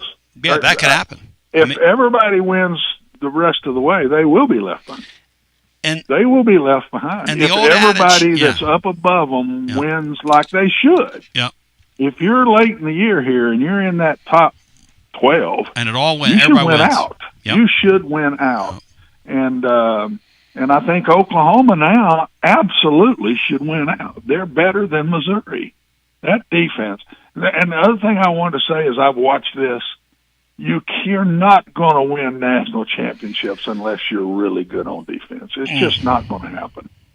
And that's Oklahoma. They get 200 and something yards the other night and win that football game. You know what Oklahoma's 200 doing? and something yards against they're doing Alabama what we're doing and win the game. And all of it was defensive plays. It was all defensive plays. And so, yes, Vanderbilt could get left out. And again, is that fair? People will say Vanderbilt's played none of those top guys and beat them. They played a couple, but they haven't beat them. But they were both on the road. It's just, I don't know. The thing that they're going to have to deal with in years to come, and that's why I think it's going to end up being 2 conferences before it's all said and done, just like the NFL. It'll all go through the Big Ten and the SEC, and there will be 2. And then you're going to take so many from each side, and that's what it's going to be. I think before it's all said and done, the group of 5 will be thrown out. I do. And I was a group of 5 guy. It's just this year. 2 of my stops. So, Yep. I mean, and Yep. 2 of my stops, I was a group of 5 guys. So I was also a Power 5 guy at some of my stops. So I just think that one will disappear. And this thing about just taking a conference champion when the conference isn't really good is going to have to be discussed too. Because the ACC sitting there right now, with I don't know if any of them are worthy of getting in. And that's bad of me to say because I'm not sure that's fair. But it's sure something I think we could all look at and say, does this team deserve to get in? Does this team deserve to get in? Miami is loaded with talent, but they don't deserve it. Lost 2 games. No, they don't deserve it. And Vanderbilt's lost 2 games. But they're playing in this league. Are the losses of Vanderbilt's much better teams they lost to than what Miami is? Hey, and listen, Miami is ranked in front of them. If Vandy doesn't get there and Miami does, which I don't think Miami's going to get in either, but that would be I don't think they are. Utterly disgraceful. Let me ask you this. So let's focus on this Tennessee-Florida thing. Saturday night, because it's an interesting game. It's Florida has checked out. They've checked back in. It's like they have a hotel down there. I don't know what's going on. At Kentucky, they had like zero interest in being on the field, and then the other night they played like their hair was on fire. Welcome to modern college football. Watson, we've got a quarterback all of a sudden that I'm concerned about. Joey is throwing the ball up for grabs now. He's being careless and loose with the ball. I know that's, and you sigh there. It's not a fair thing to say, but it's a fair thing to say. When you go on the road, the one thing that will always get you beat in this league is careless play. When you're careless, when you commit penalties that are, like as you've taught us down through the years, which are drive stoppers in Josh Heupel's offense, 3rd and 5 and 3rd and 15 are 2 completely different things. Whole different animal. Whole different animal in this league especially when you're playing a Florida team. And I don't care what they have to play for or don't have to play for. What do you see from Joey that he's doing now that he wasn't doing earlier in the year? Is it a footwork thing? Is it a timing thing? What's going on? I see a team that's not running the ball near as well as they were early in the year. And therefore, he's having to make more top throws that he wasn't having to make earlier in the year. Tennessee, to me, has not been near as good in their drop-back game through the years with Josh as they are their RPOs and play-action pass. When they get in a drop-back mode and third down, they are not as good. It's like they don't work on that as much as they do the other stuff. And they're not bad. I'm not saying that. But some teams are drop-back oriented and with balance. Tennessee is more play-action pass and RPO oriented with balance. And what has to happen for those two things? You've got to run the ball well. I don't think they're running it as well as they were. And a little bit, maybe he's lost a little patience in it. A little bit, the play calling's lost a little patience in it. Settle back down, run the ball, and hunt the big plays, and mix all your horizontal passes that are ball control passes that are not. They're very safe. They're not plays you get intercepted. Where he's getting balls intercepted is over the middle of the field, and to me, they're doing that more than they were early in the year. Does that make sense? No, it does, because it's what got him against Oklahoma. And then also just kind of, for lack of a better way of putting it, almost like throwing the ball up for grabs. And that's the only way I can put it. When you can't get out of your own way and you bog yourself down when you're playing the New Mexico States of the world, your offense is not clicking. Their running game, Tennessee's running game, and I know they were working their running game over the weekend. Let me ask you from a play calling perspective, because it seems like Josh is doing this. He's always been sort of a run first guy, but he's gotten out of that this year. He has lost his patience a little bit to me. Now they've gotten behind. Yeah, they've gotten behind in 2 of the 3 losses. Right, and I thought he just went to more all out, wide open before he should have a couple of times. And then we go back to Georgia when he was a little conservative late in the game, and didn't go for it when they got that turnover at midfield. If you remember, I think it was Georgia. I know it was Georgia. Yeah. So I mean, it's hard when you're not great on defense, Tony. You lose your patience as a play caller. I can just tell you, I've been there 1,000 times. And I don't think I think he's really good at what he does. I'm not taking any shots at all. I just think the situations has gotten him a little bit. Remember Georgia, how well they ran the football in that game. How well they ran the football. They did not run it great at Alabama, and they did not run it great against Oklahoma at home or 2 weeks ago, or 3 weeks ago, whatever it was. They did not. And so that's what I think he's built on. Everybody for years, he's so much like me. I would lose my patience because I just sometimes wouldn't trust my defense. And I'd be going along, and we were ball control just like him. He reminds so much. His philosophies remind me of myself, and his play calling reminds me of myself. And I think back, Tony, so many times where I said, "Hey, man, I lost my patience here. Just hang in there. Just hang in there, and don't just open the floodgates just yet."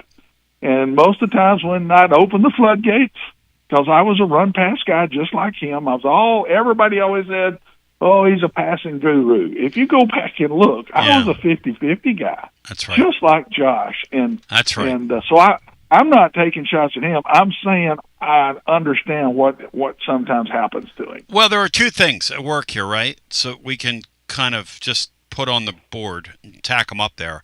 One is you're not very good defensively. And then the second thing is, I've got to score with whomever I'm playing. The other thing, though, is that he's in his own mind getting away from the running game probably quicker than he should, or he has in years past, and that does show. But also the byproduct of that now is you've got more of a spotlight on a quarterback who, down through the years, his bugaboo has been getting loose with the football. And guess what's happened now? He's gotten loose with the football as this has happened. I guess it makes sense if you stop and think about it. No, it does. And when you get loose with the football, I said it to you last week, I'm going to repeat it. When you get loose with the football as a quarterback, you've got some confusion, and you've got people in your face. and that has happened to him. When they're drop back passing, they're getting all the looks, man, and that is the hardest thing in the world for quarterbacks to do. Play action passes, RPOs, are simple as they can be. Fake it, throw it to this dude, and dump it down to this guy. That's it. Drop back passing game, when you drop back to throw it, you don't even know which side of the field you're going to go. You don't know if you're going to the right side of the field or the left side of the field. Coverage is going to dictate all of that. And so it's so much harder. And that's what I think's happened. He's most of his problems have been in passing situations or in drop back pass. And that's most quarterbacks' problems. They get a little confused because they're disguising this and going to that, and there's people in your face, so you lose your fundamentals. You lose your fundamentals in watching a single safety, or if there's two safeties back there, double safeties. Every quarterback in the country is being taught that, I think. I've been out a few years now, but I can't imagine that changing. There's two safeties. First thing you do when you catch the football in the gun, or if in the old days you're dropping back from under the center, watch the two safeties or watch the single safety. It's going to take you to the type of coverages it would be. I think he's done some of that and lost his patience there, and the people have been in his face. They've rushed him pretty good now in some of these losses. Not against Georgia. Didn't happen against Georgia. Georgia didn't get there much. Alabama and Oklahoma got to him more. They were around him. I'm not talking about sacking. You don't have to sack him. Sometimes sacks are easier because you ain't going to turn it over as much. A lot of times it's people in your face and you let the ball go and it's an interception. I think about the one turnover he had in the Alabama game where the tackle stepped the wrong way. A freshman tackle stepped the wrong way. He was faking opposite the ball on that one, Tony. And about the time he turns back to throw, he was faking left. So your back's to that right side. About the time he turns back to throw, the guy hits him in the mouth. I mean, that's hard. I don't care what you say, but I take up for him a little bit because I think they've put a little more on him here late in the year than he had on him early in the year. But they've also played some of the better teams. That's what I say. Tennessee, if they had played some of the other teams instead of playing Oklahoma, Alabama, and Georgia, their record might be totally different than it is now. It's just they're the ones that fell into a disco round. And I don't take up for them, and they lost two of those at home. It's a Wednesday with the great Watson Brown, who joins us, presented by our friends at Simpson's Meats. Sean, share with Watson your concern that you had off the air about what you feel like Florida's defense is going to try and do against us offensively Saturday, which is why you don't love our chances down there. I want to get his thoughts on that. Well, I think that, and Coach alluded to it a little earlier, is putting the pressure on Joey. I can't imagine. I haven't studied Florida, but the past 30 years, they've always had top-notch cornerbacks and been able to blanket most receivers in the league. And I imagine they're going to try to do a little of that now with him being loose. I think that plays right into that strategy. But, Coach, I have a question for you. We haven't I don't think I've ever asked you this, but this year has been marred by our coach, and I'm not ripping him, talking about how we have to clean things up. We're shooting ourselves in the foot, self-inflicted damage, et cetera, et cetera. Now that you're out of the game, can you talk about, is that a youth issue? Is that a coaching detail issue? Is that just a luck of the draw issue? What really goes? Because I watch Butch Jones, and I don't have a whole lot to say good about him, except for the fact that his teams routinely did not make many pre-snap penalties for whatever reason. So, could you give your option? And I watch the great teams this year. I don't see Vandy doing that. I don't see Indiana doing that. What's the cause of that, please? Well, I think it's two things usually. It's leadership through mature older players. Young kids are going to make those mistakes. They're just going to make them. I've been at places, Sean, where I'd go in and they weren't good jobs. So here we go. We recruit, we play them young, and then when they get a little older, all of a sudden they're a whole lot better players, and they're not making those kind of mistakes. And Vanderbilt is loaded with older players this year, loaded with them. So that's part of it. Second thing I think is, and there's three pieces, I think. Second thing is who you're playing. Sometimes there's a little intimidation factor. That old tackle's going to pop out of there when that guy's when it's time to block him on pass protections or whatever that way. I think that gets part of it. And the third thing is you get in these stadiums and you just can't hear, and you have to change the way you do things. If I went back and did it again, I would, whatever I had to do on the road, I'd do the same thing at home. Because when I was coming through, if we were in the gun, we'd go to a silent count on the road and we voiced it at home. I look back on that, Sean, to me, that's stupid. That's two different things you've put on your players. It's just, if you're going to silent count on the road and clap, whatever, then do it that way. So those are the things that I remember the most. Sometimes talent, I know youth does it. Youth does it. Inexperience is going to make those sillier mistakes. They're just going to. And then I do think being different on the road, I read what Georgia said, what Kirby said. We have to do things a little different when we go to Knoxville. Well, it's working for him. But if I did it again, I wouldn't do it that way. Whatever I'm going to do on the road, I do the same thing at home. I wouldn't want to come in on a Monday and say, boys, we got to go do this week because of being on the road. Watson Brown, what do you think? How does Tennessee respond to this thing? Because here's my question for you. George asked me this yesterday on his deal, and I don't know how to answer this because I don't know how you keep the wheels on players today. But I told him, I think it would be in the purview of a coach in the best interest of everybody involved. You tell me if this is true, because you're dealing with professional athletes now. I would look at a kid, if I'm worried about my team checking out on me, and say, look, I don't know if you're going to be here next year. I don't know if I'm going to be here next year. This is the way this sport is now. I love you. I'm for you, not against you. And I appreciate your efforts. But you got to understand something. When you take the field, everything that we do on a football field's filmed. Every potential coach that you could play for can pull your film and watch you. So it behooves you to play hard. Can you say that as a coach to a player, or is that something that's just like understood? Or can you say something like that to a player? I would bet you there are coaches that have said that. I would bet you. I wouldn't, because I'm such a team-oriented, and I don't mean that in some rah-rah way. I just, if I had an individual I thought wasn't giving the effort, I'd bring him in and say that to him.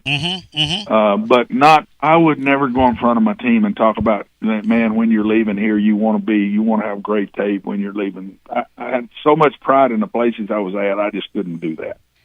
That sounds rah-rahish and holier than there. Yeah. That's not what I mean by it. That's not at all what I mean by it. But I meant one-on-one. I do think that these kids get motivated by what they see. And when you lose, you coach. I think you get motivated by what you see. So here's Georgia right after Billy's gone. Well, they're going to be motivated. There's it's like I told y'all, every time I ever played Tennessee, I didn't have to do anything that week. I didn't have to do anything. Kids couldn't wait to play that game. They could not wait to play that game. When I played somebody else, I had to work hard that week. Then they go from Georgia and play really good, and they go to Kentucky, and they could care less. And they could care less and played awful. Then they turn around and go to Ole Miss. The guy that's there is the one everybody's saying might be their next coach. They're motivated as the dickens because of that, in my personal opinion. That's what motivated them in that game, is the coach on the other sidelines over there. And now they come to Tennessee, who's been a huge rival forever. Not good timing, because I think they're going to play really hard Saturday against Tennessee. I think Tennessee's going to catch the best of Florida. How about that? Hey, how big of a return is their defensive lineman that's missed most of the year, Caleb Banks? So Watson, this is interesting. We just had a beat reporter on. He said this kid had a surgery in the spring on his ankle. He could have been in the NFL. He could have been the projection was first, second, or third round pick, which means a first or second day pick in the NFL draft. But he surprised some people and decided to come back. And when he did, a couple guys jumped into the portal because they were like, there goes our snaps. And so he injures himself again in the preseason, plays briefly in the LSU game, plays well in the LSU game, but gets hurt again, goes down to James Andrews Clinic, gets another surgery on his ankle, and he surprised people by coming back.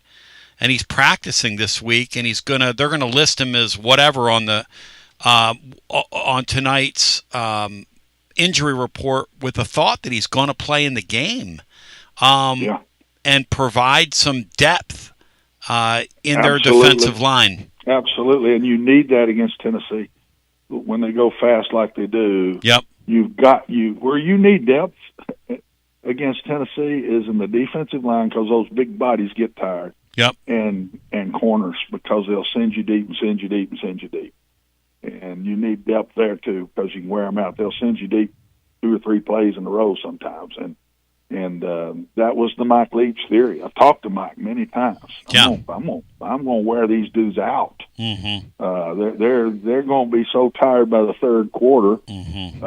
And I remember my brother telling me after playing Mike that we had to go recruit depth on defense. We had to be deeper because they wear you down. So I think getting depth in that defensive line is big for Florida against Tennessee. I would bet you Tennessee comes back Saturday and looks like Tennessee early in the year in what they're doing.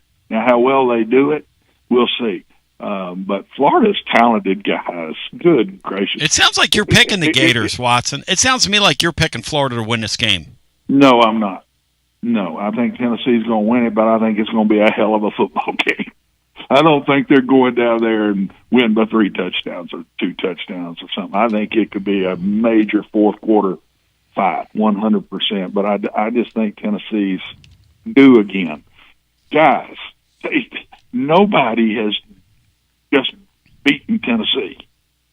They lose in a very close game to Oklahoma and make some critical mistakes. They lose in a unbelievably close game, miss field goal, and make some critical mistakes to Georgia.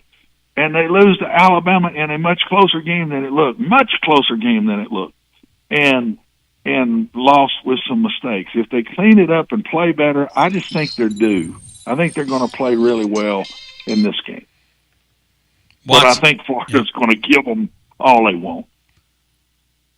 You're the man, brother. I don't know what else to say other than you're the man. What do you think happens with Vandy and Kentucky here on the way out this weekend? That Kentucky team is playing a lot better than their basketball team is.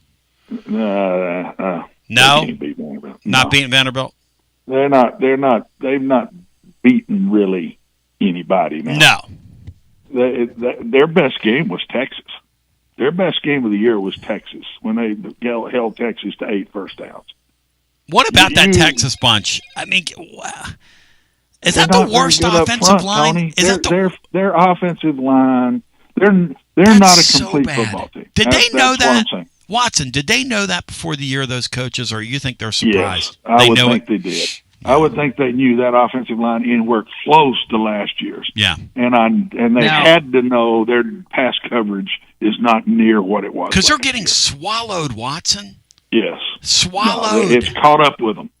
Kirby showed. Caught up with them. Yeah. But I think they're going to show up against A&M and lay it on the line, and I'm picking an upset there. Oh, you hate that A&M bunch. I got time for this, Watson. No, I do not. I got time for this, Watson. I just think that's what's going to happen. I think Texas is going to get them. Go ahead, Bri. Kentucky looked pretty good against Florida, that talented Florida team. So. Hey, Bri, Kentucky's going to get did. Florida didn't show now. They're going to get steamrolled. Florida absolutely did not show. And Florida also goes off of their quarterback. Tennessee's got to get after him. When people are around him, he is not. He goes from a really good player to a really bad player when there's bodies around him.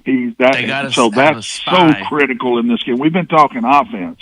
The Tennessee defense has got to get after him. You let him stand back there now. I remember when he came to Knoxville. What was it? Was it couple last years year? ago? Last year.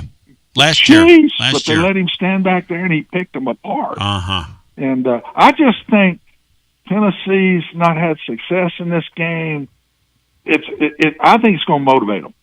I think that's what's going to motivate them. Let's get this off our back and go down there and beat them in Gainesville.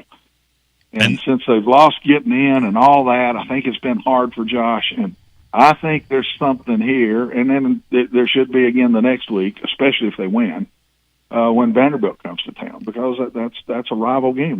They've owned it, but still, it's a rival game. You don't want to lose to them, just like Vanderbilt don't want to lose to Tennessee. So I think motivation in the next two might be a little easier for him. We never lose when you're on, Watson Brown. I love you. I appreciate you. Have a All Dwight right, Gooden, guys. my friend. Great talking to you. It's always an honor. You guys are great. Watson Brown, presented by our friends at Simpson's Meats. I told him, I said, man, I hear you hate. I don't hate anybody. He's just not. He's not buying the A&M hype. I'll say this: my friends at Simpson's Meats, I'm buying the hype there, because they raise and source their meat from farms on pastures on purpose, comfortably continuing a tradition that began in 1888 on Jim Simpson's farm. Whether it's burgers, sausages, roast chicken, a variety of local offerings at the local butcher shop, and they've got family or corporate gift ideas right now. Talking about these gift boxes that they have, incredible for your clients. And then with the upcoming holiday, the centerpiece, whole tenderloin, standing rib roast, they've got it for you online at simpsonsmeats.com. And thank you to the great Watson Brown. And Sean, one of the things I took away from him is that he said when we get in a spot like this and we go away from the run too quickly, we put pressure on Joey. And when you put pressure on Joey to become the throwing quarterback, throw first guy, you're kind of asking for it. You're playing with fire. That's what I drew from our visit with Watson Brown. Is that a fair synopsis of what Watson said? I think it is, but in so many years of watching offensive football, it just seems that the running game's only effective when you're gaining positive yards. I know how stupid that sounds. What I mean by that is, we say we abandon the run, but we're all sitting in the stands watching first and second down, and we're not even getting to the line of scrimmage. And you got to do something. I mean, how many times can you put your quarterback in third and long? And we've seen that over the past couple of years. And then next thing you know, you got a pass that's incomplete. You've only run off 15 seconds, and your defense is back on the field. Or, not 15, but but your point is, no, 45. So here's the thing. Alabama over the weekend lost a game in their building where they don't lose. They don't lose. They usually wait for you to make the mistakes, and they don't lose. They lost because they can't run the football. They could not run the ball against that Oklahoma team at all. All that pressure goes on a nice quarterback who's had a nice year, and they could not make the plays when it mattered because they could not run the ball. I mean, you can have all this newfangled stuff you want in these offenses and spread things out and do all the things you're going to do. It still comes down to blocking, tackling, and being able to run. Those three things are always going to matter. You take a look at your Penn State against Indiana. Not my Penn State. All they had to do was pick up one first down, and they ran the ball 3 times up the middle, trying to eat up some first down. Trying to eat up timeouts, and they gave the game to them. That's right. I mean, I was so into the game, I wasn't even watching Any play call is a good play call if you execute it. Any play call is a bad play call if it's not. I mean, how many times have you watched? We hear people through the years clamoring for trick plays, and next thing you know, you're running a double flea flick, or the guy drops the ball, and now you've lost 18 yards and look like an idiot. Here's the thing about Saturday. For the crowd that says you're going to lose, there's a lot of meat on the bone to think you're going to lose with the way Tennessee's executing offensively. For the crowd that says you're going down there and winning the game, there's a lot of meat on the bone because you're playing an opponent you should beat. So there's enough negotiation room on either side of the aisle for what's going to happen Saturday, which is why I think this game is intriguing. I think it falls at an intriguing time in the season. I am an advocate and was an advocate for the last 30-plus years of playing this game at the back of the schedule, which is what Philip Fulmer advocated for, which is what I talked about in the blog today, and he got no support from his administration at the time. Doug Dickey was not hearing it. Fulmer wanted the game played at the back of the schedule. I think it could have been different back in the 90s if they'd have played it at the back of the schedule. I think, why wouldn't you, when it was the signature game in the league, when it was the game of the century sometimes in college football, which is to say the game of the year, I don't know why you wouldn't have done it as a league. I guess we acquiesced all those years because Florida State and Florida had to play, but this is a game that should have been played in late November all those years, and that's the irony. The irony is that the one year it happened down there, late in the year in the modern era, Tennessee won the game, and it was for horrible circumstances, obviously, the 9/11 tragedy. And then this time around, it's a quirk of fate that that's the way the schedule worked out, this temporary schedule thing that they put into place as a placeholder till they went to the 9-game schedule, which we've already seen for next year, and which Florida cycles off. So a lot of meat on that bone. Let's talk about it. We'll chew on it as we continue right after this. Guests appear on the TLD Logistics Hotline. Online at tldlogistics.com. Are you currently a residential electrician? Would you like more benefits, better pay, more upside? What about a $3,000 signing bonus? Free company-paid health insurance, annual profit share, company vehicle, gas card, much more. Call Advent Electric today. Advent, known for their large commercial jobs around town, and due to high demand, they're adding additional roles for their residential department. Maybe you know a friend, family member that's a residential electrician. Spread the word. Email hr@adventelectric.com. hr@adventelectric.com. 865-588-0631 and ask for the Tony B 3K signing bonus. Advent Electric is hiring. You got to dream about buying some land and building on that land. Well, Waterside Contracting is your ticket. 25 years of making dreams come true, Michael Scott. For hundreds in our area, custom homes or remodels, Waterside Contracting will build on your lot. They do incredible work all over the area. Structural integrity, quality without compromise. It's a way of life with Waterside Contract. Check out the wonderful work Waterside does. WatersideContractingLLC.com. When it's time for your dreams to come true. Quality without compromising. Waterside Contracting.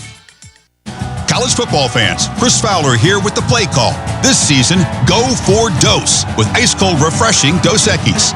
It's more than a single play. It's a mindset. Think of it as a 2-point conversion for real life. Taking the risk, making the bold move. Whenever we get the chance to go big, we take it.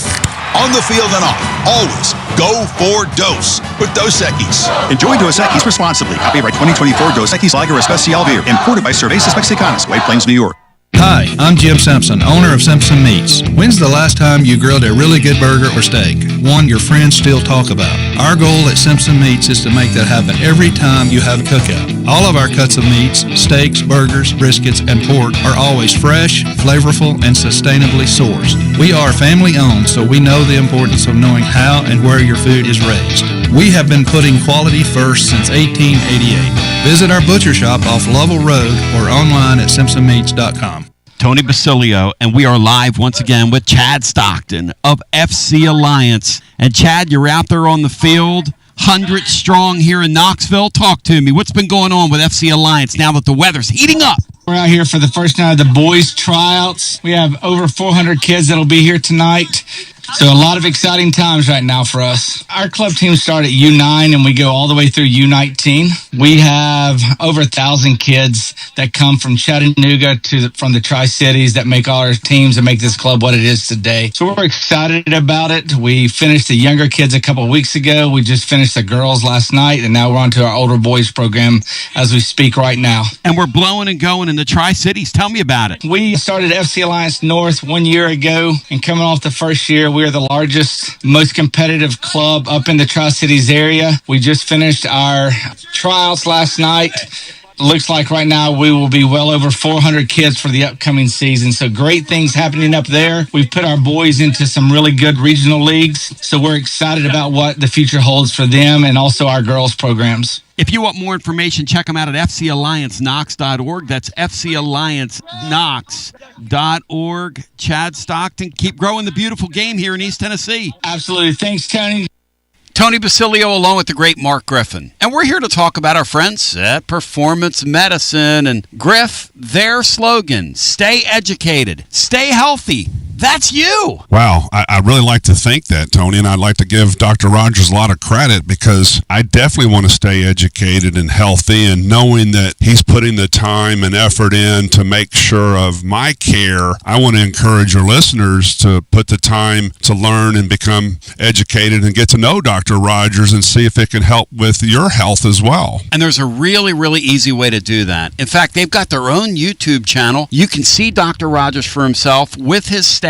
It's called The Performance Medicine Show over at the Performance Medicine channel over on YouTube. Also, more information at performancemedicine.net. To our friends in North Knoxville, a brand new location over in Fountain City, now accepting patients. So many ways to reach Dr. Rogers. And like they say, stay educated, stay healthy. Performance Medicine, online, performancemedicine.net. Located in Knoxville's historic Old City, Barley's offers great food, live music, the best draft beer selection in town, and now your new favorite place to watch sports. Their indoor projector is perfect for any weather, and they've revamped their upstairs area with more TVs to take in all of the action. Their menu features hand-battered chicken tenders, juicy burgers, fresh salads, and the tastiest pizza in Knoxville. You can enjoy their happy hour drink specials daily from open until 6 p.m. Barley's Tap Room and Pizzeria. When it's past high noon, it's time for a vodka soda made with a vodka you've actually heard of. I'm talking White Claw vodka soda made with White Claw premium vodka. JB Smooth only drinks vodka soda made with the world's smoothest vodka. And you can too. Pick you up a bottle of the triple wave filtered vodka that's been distilled 5 times. White Claw premium vodka comes in 4 flavors: black cherry, mango, pineapple, and just vodka. You haven't had vodka like this. No one has. White Claw Premium Vodka. Please drink responsibly.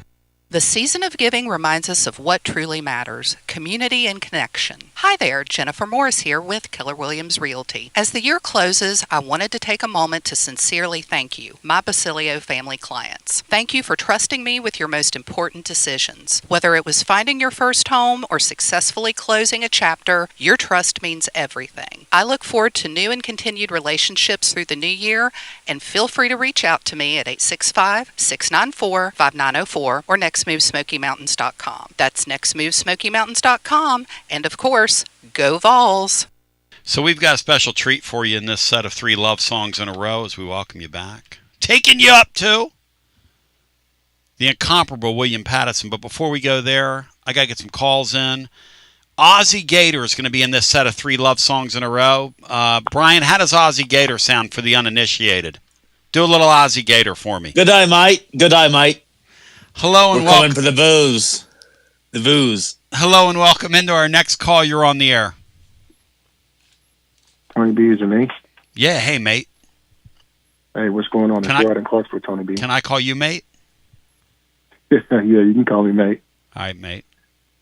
Hey, Tony, I appreciate what Sean said, because Sean, I really like his insight, and it's very true about what he said about us just not being as talented as the rest of the teams, in the SEC.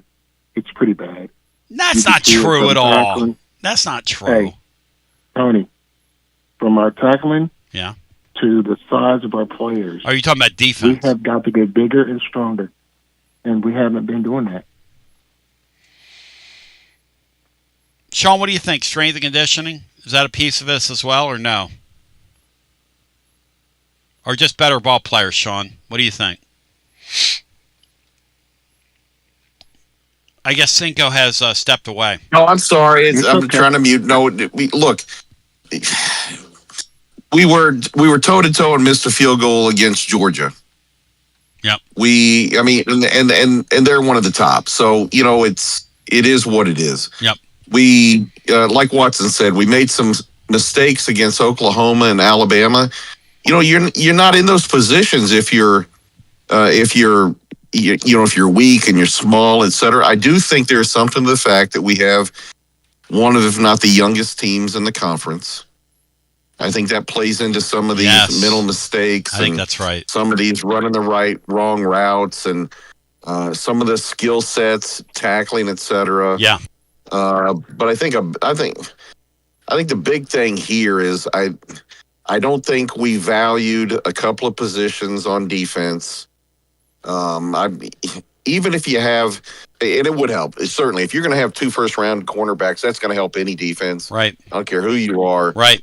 But when your safety play is so below average and your linebacker play is, it's average at best, I think you're going to struggle. Our linebacking play is kind of atrocious. It looks like electric football. No offense. Yeah, I didn't want to pile on, but I agree. That new guy we got, he put a hit on somebody. Perlotti? What's his name, Petrie? No, that's Perlotti. Yeah, he looks something else. He hammers everybody. Let me tell you what. We used to have a coach called Dick Bumpus. I love Dick Dick linebacker Bumpus. coach. Yes, sir. He was an All-American defensive lineman at Arkansas. Let's go. And he used to say about players like Perlotti, if you don't know what you're doing, do it at 100 miles an hour. And it'll take you out of the play 100 miles an hour, but when you do show up at the right time, it's violent. And that kid, I'll live with a mistake or two on youth for that kid because he's looking to hurt somebody, and I appreciate that. He's good for a 15-yarder, Cinco, every single game. I love it. Here comes Perlotti, but he hammers people, man. The 15 yards is one thing, but he hammers people. Grief. You got to show you got to show some kind of life out there, man. Yeah, he goes. Well, guys in the family unit, little brother, doesn't teach big brother everything. Sometimes big brother doesn't listen.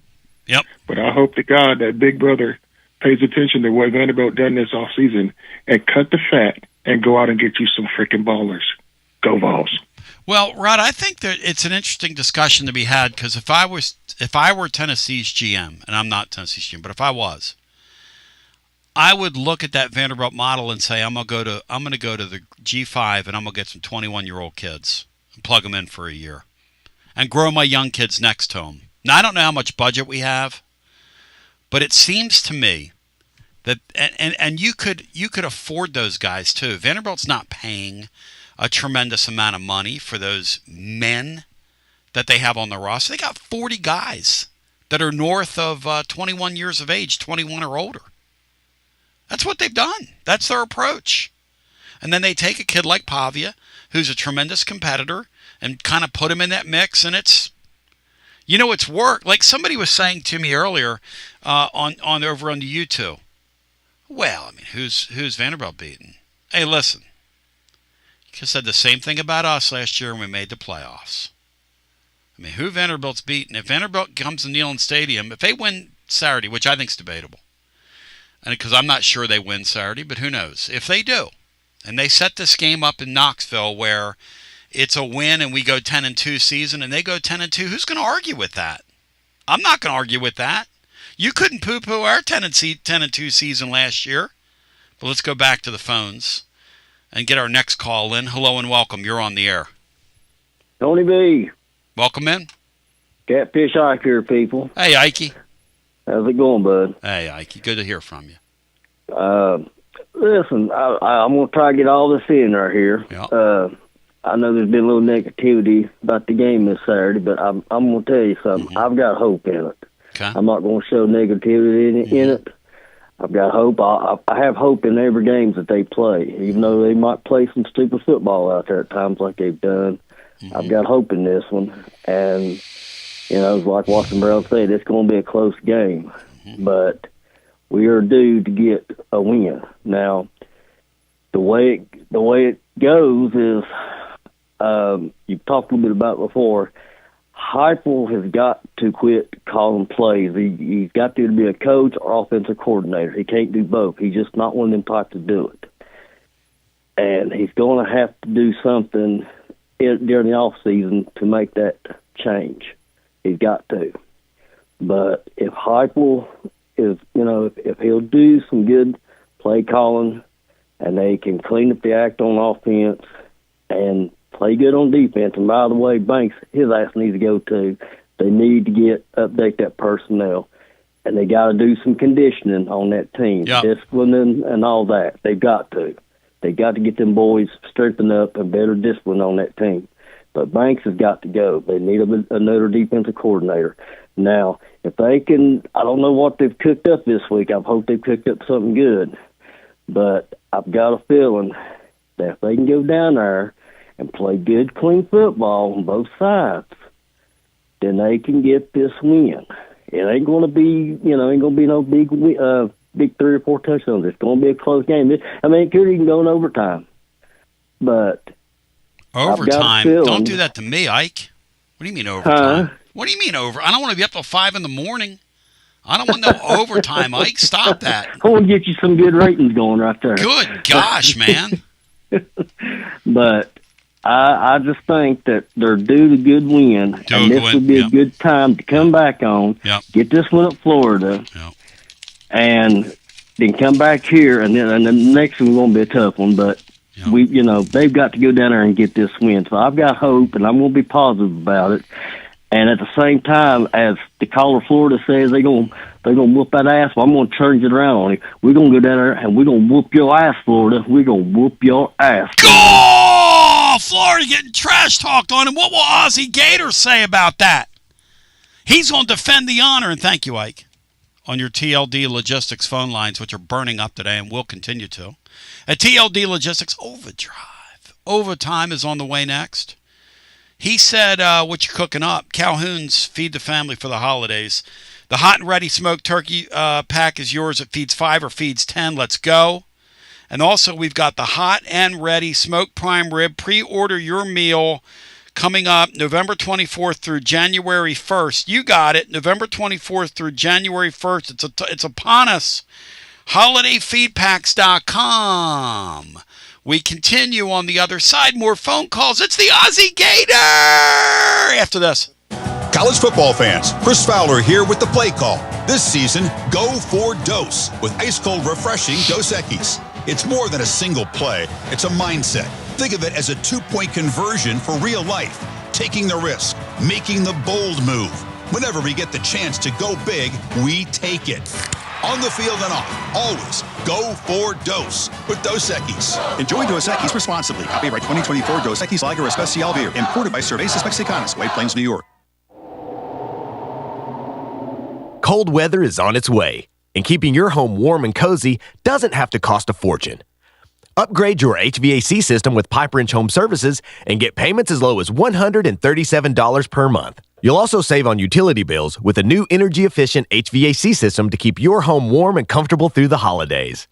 We make it easy with free on-site estimates on replacements and free second opinions on repairs.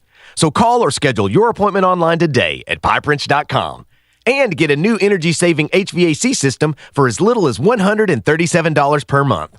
We are committed to keeping your home cozy and worry-free this holiday season. Pipe Wrench Home Services, trusted in Knoxville, Maryville, Oak Ridge, and neighboring communities for over 20 years. And as always, same-day service guaranteed or the visit is free. Offer good with approved credit. Some restrictions apply. Visit pipewrench.com for details. Basilio here, and my friends at Carnes Motor Company started with a dream over a quarter century ago. I met Rob and Brian back when I still had hair, and they were working at a huge dealership in West Knoxville. But they told me back then they wanted to sell cars on their terms, and I wanted to do radio on my terms. Their terms, just like my terms, are ultimately your terms. In both cases, you're the winner. A Car Guru's National Award winner with a 5-star rating on all sites, just like our Vols. Everything about buying a car from Carnes Motor Company is no hassle. They specialize in high-quality pre-owned vehicles between the $5,000 to $25,000 range. And if you need to sell a car, they'll either buy your car or they'll help you sell it. Carnes Motor Company also has a top-notch service department. Therefore, every vehicle is rigorously inspected and serviced prior to delivery. So you're guaranteed to get a quality pre-owned vehicle every time. If you need a place for service, they've got you covered. Come be a part of the Carnes Motor Company family and tell them you heard about it from B. Online at carnesmotor.com. Oak Ridge Highway, 1 mile past the Carnes light. Carnes Motor Company. Lee! As I welcome you back, why'd I scream into the microphone? I don't know. I guess I'm amp and I'm hype and none of my heroes appear on your stamps or whatever. But Ozzie Gator, something that we can all toast to. He is a Florida fan that I really like. I really like this guy. He's a Florida fan that we can all get behind. If ever there was one. If ever there was one, ladies and gentlemen. So excellent. So excellent. So here's the deal, ladies and gentlemen, boys and girls, children of all ages. A TLD Logistics Overdrive Overtime is coming up next. And the Ozzie Gator is going to lead things off. And I want to thank you for being with us. Check us out over at tclub.team. Tomorrow I'm going to share with you my 3, now that we're putting a wrap on this Florida series, my 3 favorite games in this series. It's utterly outstanding. I love you. I appreciate you. We'll stay around and do a little TLD Logistics Overdrive, Overtime, and continue. But in the meantime, the playbook with the great William Patterson's up next. You're listening to FM 105.7 and AM 1340, WKGN Knoxville, and W289CU Knoxville, Fan Run Radio. There she is. Walking down the street, getting the funniest looks from everyone she meets. Connects you, Kristen. It's TLD Logistics Overdrive Overtime, presented by TLD Logistics. Online at tldlogistics.com.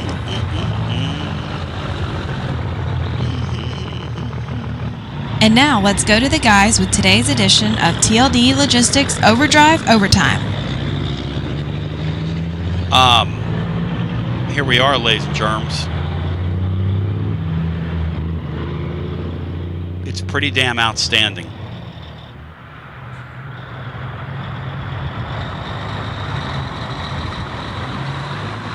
Brian Hartman, your thoughts on the Ozzie Gator? If you're for him or against him, and I want to do me a little Ozzie Gator for him. I want you and Ozzie Gator to speak to each other in Ozzie Gator. Speak in Ozzie Gator, Bri. Good night, mate. Good day, mate. Yoshi bloody hee-ho. Brian, how are you, mate? He gave you a Yoshi bloody hee-ho. Even over here on the chat, with these YouTubers who really are, some of them I love, some of them are literally like pimples on the rear end of life, but you know, that goes, they would say the same thing about me. Hey, Ozzie Gator, you know, just miserable people. They all love you, Ozzie Gator. Everybody loves the Ozzie Gator. Everybody loves the Ozzie Gator.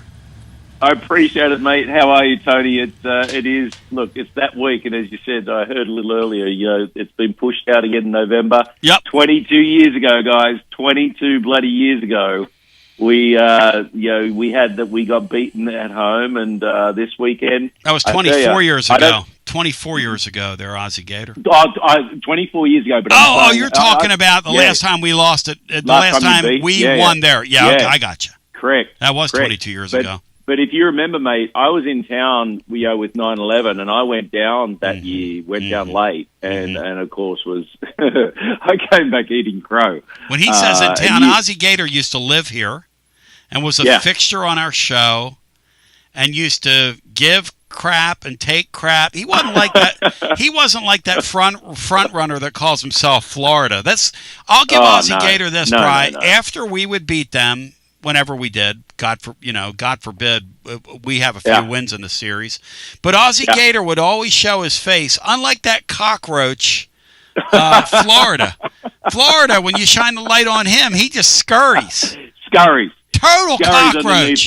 Total cockroach. Right underneath the cupboard. Yes. Yeah, no, mate. I can give it and I can take it, but there I also one thing I appreciated being in town there was the fans, obviously, and you guys have been through a lot. I was saying this to you earlier, mate. You know, you guys went through your your growing pains after Phil left, and you had your different coaches, and we're the same right now. So I don't have a lot to crow about, but there's just something about this game. There's something about this game. The other thing, too, is we're wounded. You know what I mean? Like, we got pummeled by bloody Kentucky. Pummeled. We got pummeled. Like, Smoked embarrassed by the bloody Wildcats. Give me a break. Who've beaten them, what, Bri? 5 out of 7? Is that the number now, Bri? 5 out I of think less? it's 4 out of 5. I mean, I think they've beaten them 6 times since 2018 or something crazy like that. And 4 out of 5 dentists will tell you can't be losing to Kentucky 4 out of 5 years, you clown.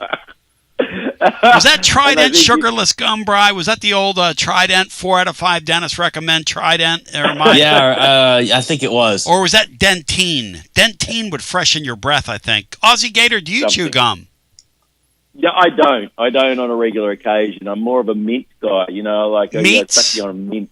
Meat? So you walk around with meat breath? No, mint. Oh, mint. See, I don't speak Aussie. I'm sorry. Yeah. So I trust that Sarah's doing well? Yes, mate. She's and the amazing. Kids, everybody's good? And the kids as well. You got Charlie is in year 12. My daughter, who is senior, my daughter's sophomore, year 10. Both doing really well. But no, life is good. We're down here in St. Pete, Florida. But there's a chance I might even get up there on the day. Sophia turned 16 on Friday, so there could be some overlapping festivities on Saturday and may not allow me to get up there. But if I can, I'm going. Because you're in South Florida, right? Is that where you live? Yeah, mate. Tampa, St. Pete. Oh, so I didn't know that. So we've been vacationing in Tampa in March and going and see the Phillies and last 2 years. Are you serious? A whole week, man. Last 2 years. Come on down. I'll put the kettle on. We'll have a cuppa. I don't know. I'll be chewing gum and you'll be chewing meat. I don't know if I want to be around you, but okay, let's talk here. So what's the word on the street? Well, Tony? I'm going to ask you. I'm going to ask you. Saying up there? Don't call the listeners the sheep. That's only something we can do here. Let me ask you something, Meat Breath. Yeah. Hit it. Do you want Lane Kiffin? Are you that desperate right now? Let's do the first things mate. first. I mean, I'm wounded. Okay, let's be honest. I'm wounded. Okay. All right, and I am. I am leaning more towards. And look, I know you guys hate him, and I hated him for what you guys did. He did to you guys, right? And bolts after you after being there for like 3.5 minutes and took off the USC, right? I thought he was an absolute wanker, but I'm at a point right now where after wanker, I haven't heard that term in forever. Okay, so he is. He's a first-class wanker. However, he is also an incredible offensive mind. He does amazing work with quarterbacks. Yes. I like how he stirs things up. I don't always agree with the stuff he stirs up, but at the same time, mate, we've been through a rough trot. We've had nobody for so long, and gone are the days of crowing that we're a great team, and we've got great players, but bloody hell, Billy... That just didn't pan out. He was a lovely guy, great Christian, all of that great stuff. Great guy, but incredible person. It just didn't. And I was as optimistic as anybody. And I kept, even after last year's streak at the end, I'm like, okay, fair enough. He's getting his act together, but clearly it wasn't, and he's gone, and so now we move on. So the short answer is yes. If it's not Lane Kiffin, I actually don't know. Who's the bloke who was up at Penn State who got sacked? What's his name? James Franklin he just got the Virginia Tech job. He already jumped out. Oh, did he? Okay, bump. All right, so we don't have him. So Cinco asked that earlier. Cinco, how about the admission that he's desperate enough to just lay in bed with Kiffin now? That's what's happened here. Kiffin went from unhireable, Sean, a couple of cycles ago. So true. To now everybody wants him, Cinco. And it seems like Kiffin's really enjoying the attention, Sean. Yeah, he is. Look, I'll tell you, after Jeremy Pruitt, I would have taken Chris Kiffin. Yeah. As we're breaking it down scientifically with the Aussie Gator. Okay, so your daughter, Sophia, is a sweetheart. Yes, she is. She's turned what age? She's turning 16 on Friday. She needs to experience losing to the Vols Saturday night for her 16th birthday. Yeah, whatever. And then Charlie's turning 18 in December. Yeah, he's a big unit. If he's anything like you, he's a unit. Yeah. So thankfully, he's got Sarah's brains. He might be big, but he's got Sarah's brains. lay this on me because Ozzie Gator's a fundraiser. He goes to different places and helps people raise lots of money with his ebullient personality, his great sense of humor. He's a great showman. And if you want Ozzie Gator, because we've had people come out of the audience and actually use the Ozzie Gator, how do they get in touch with you, Ozzie Gator? Mate, thanks for that, Tony. Yeah, look, I'm a fundraising benefit charity auctioneer MC, and I 95% of my clients are non-profits, so I go around the country helping them raise money to keep their doors open. I mean, you can call me is one thing. I mean, can I give my phone number? Can I do that? Please. I don't care. Yeah, okay. So my phone number is 727-310-6170. And I have the great privilege of being able to go around, help them raise money for their mission and be able to keep their doors open and keep doing what they do. Like last night I was here in Tampa. Right. And there's a group called Wheels of Success. And what they do is they set up basically people locally that can't afford a car to be able to get their job, to take their kids to school. There's things that a lot of us take for granted. And last night, mate, I helped them raise over $250,000 at this event. And the list goes on. Adoption agencies, breast cancer survivors. So what kind of things do you do? Like Ozzie Gator, like walk Brian through this. Like let's say we're going to auction Brian off. Okay. All right. No worries. So what's Brian offering? What's Brian offering is probably the first question I'd ask, because a night of pure ecstasy. Hit it. All right, ladies and gentlemen, we've got Brian, Big Brian here. He's just come back from a European tour. He's tall, he's handsome, and he's ready to turn it on for later on for all you ladies out there. So what we're going to do? I'll start the bidding at $1,000. We're going to move our show to midnight. Is that what's going to happen? Yeah, we're going to go. This is the fourth hour. This is for the fourth hour. It, man. Hey, Ozzie Gator. So why don't you take your daughter to that game? She really needs to experience that for her 16th birthday. Like, mate, I would love to take her. No, losing that game. I mean, because here's the thing. That's the thing that makes. Is she a Florida fan? Absolutely. See, that'll make a real fan out of her, because she's experienced too much winning in that deal, and you guys aren't winning this game Saturday night. So you really is that right? Yeah, that's right. You really are you excited about the Florida Lady Gator basketball team, Ozzie Gator, for back in the day? I'm excited about anyone wearing the beautiful orange and blue. That's a deep color of blue, other than just that nasty orange you blokes wear. And so, yes, any team, whether it be basketball, softball, baseball, volleyball, footy, we look forward to smashing the Vols every time. As I said, we haven't had much to crow about, but you know what? I just have a feeling I got my mate down there, Jason in Chattanooga, who I know is listening to, and I've already been talking crap with him, but we are going to smash you this weekend. Even though we got demolished by Kentucky, we are going to crush you, and it's going to be convincing. Ozzie Gator, you're a clown. Give your phone number out again, and I thank you, buddy. All right, mate. Take care. Cheers. Bye. Give your phone number out, Ozzie Gator. I will. Oh, yeah, 727-310-6170. And if they want to look you up online, what's a website? What's your website, Ozzie Gator? Yeah, it's a long one, but it's Alpert, Alper. Alpert, that's the surname of my partner, Enterprises, all one word. AlpertEnterprises.com. AlpertEnterprises.com. Thank you, Ozzie Gator. You're a good mate. Cheers. Bye now. I don't know if I'm your mate, but I already have a mate. You're a clown. Brian, why do they say mate to each other? And what do you think Tony Vols would have said if I'd have called him my mate on here one day? I remember when Cane Boy said, no, man, I'm not your mate. Cane Boy was such a great guy. He would call in a guy, I'm Cane Boy. Cane Boy, how about the Canes? We've had so many characters down through the years on here.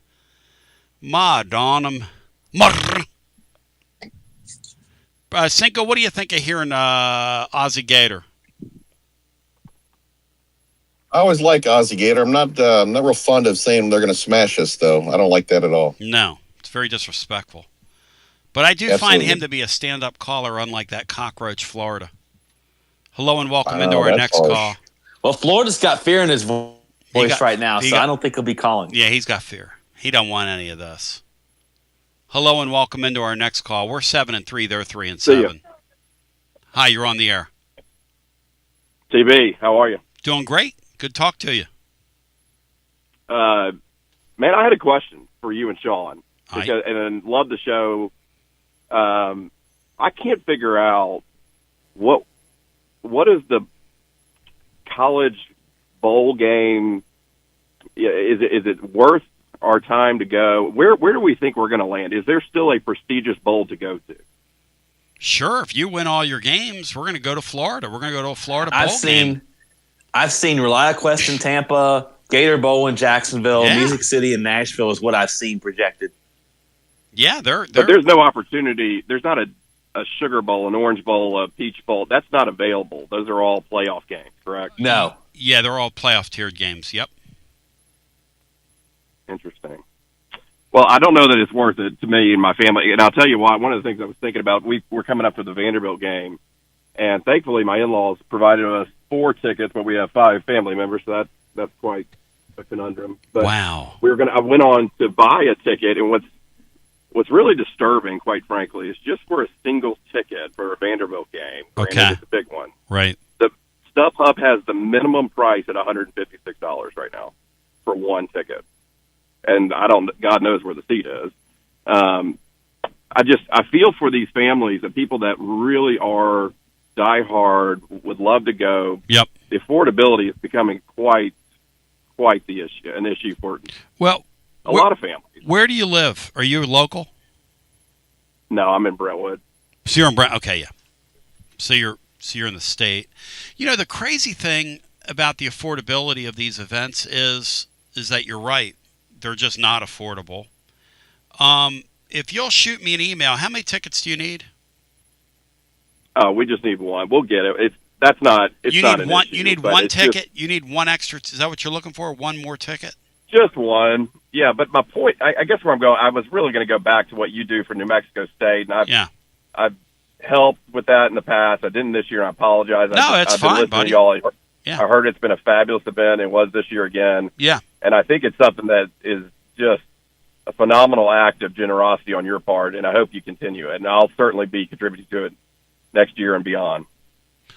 Well, I think that's that Vandy ticket. Here's the thing about it. If I'm giving advice to anybody that wants to go to that game, I think that's going to be a very soft ticket. And here's why. Students are out of town. It's a tough weekend. People want to hang out with their families. A lot of people that have tickets travel and go to their families. Annually, if you look around college football, that's a soft target for games to attend. I think there will be empty seats for that game, believe it or not, even if it's a game of consequence. I think Vanderbilt will bring some fans in.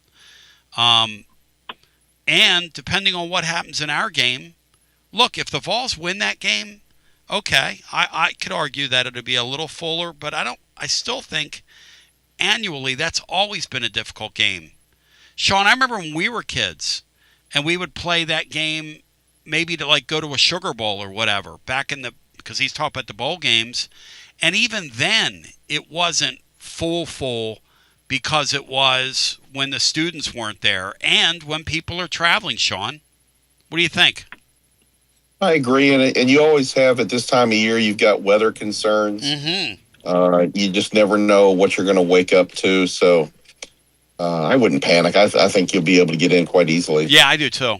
Just like I think the Florida tickets this week, even though we had a guest who told us they were sold out, my sense of the Florida ticket is that it's going to go down as the week goes on. And by the time the game's kicked off Saturday night, you'll be able to walk up there and get in for a few dollars.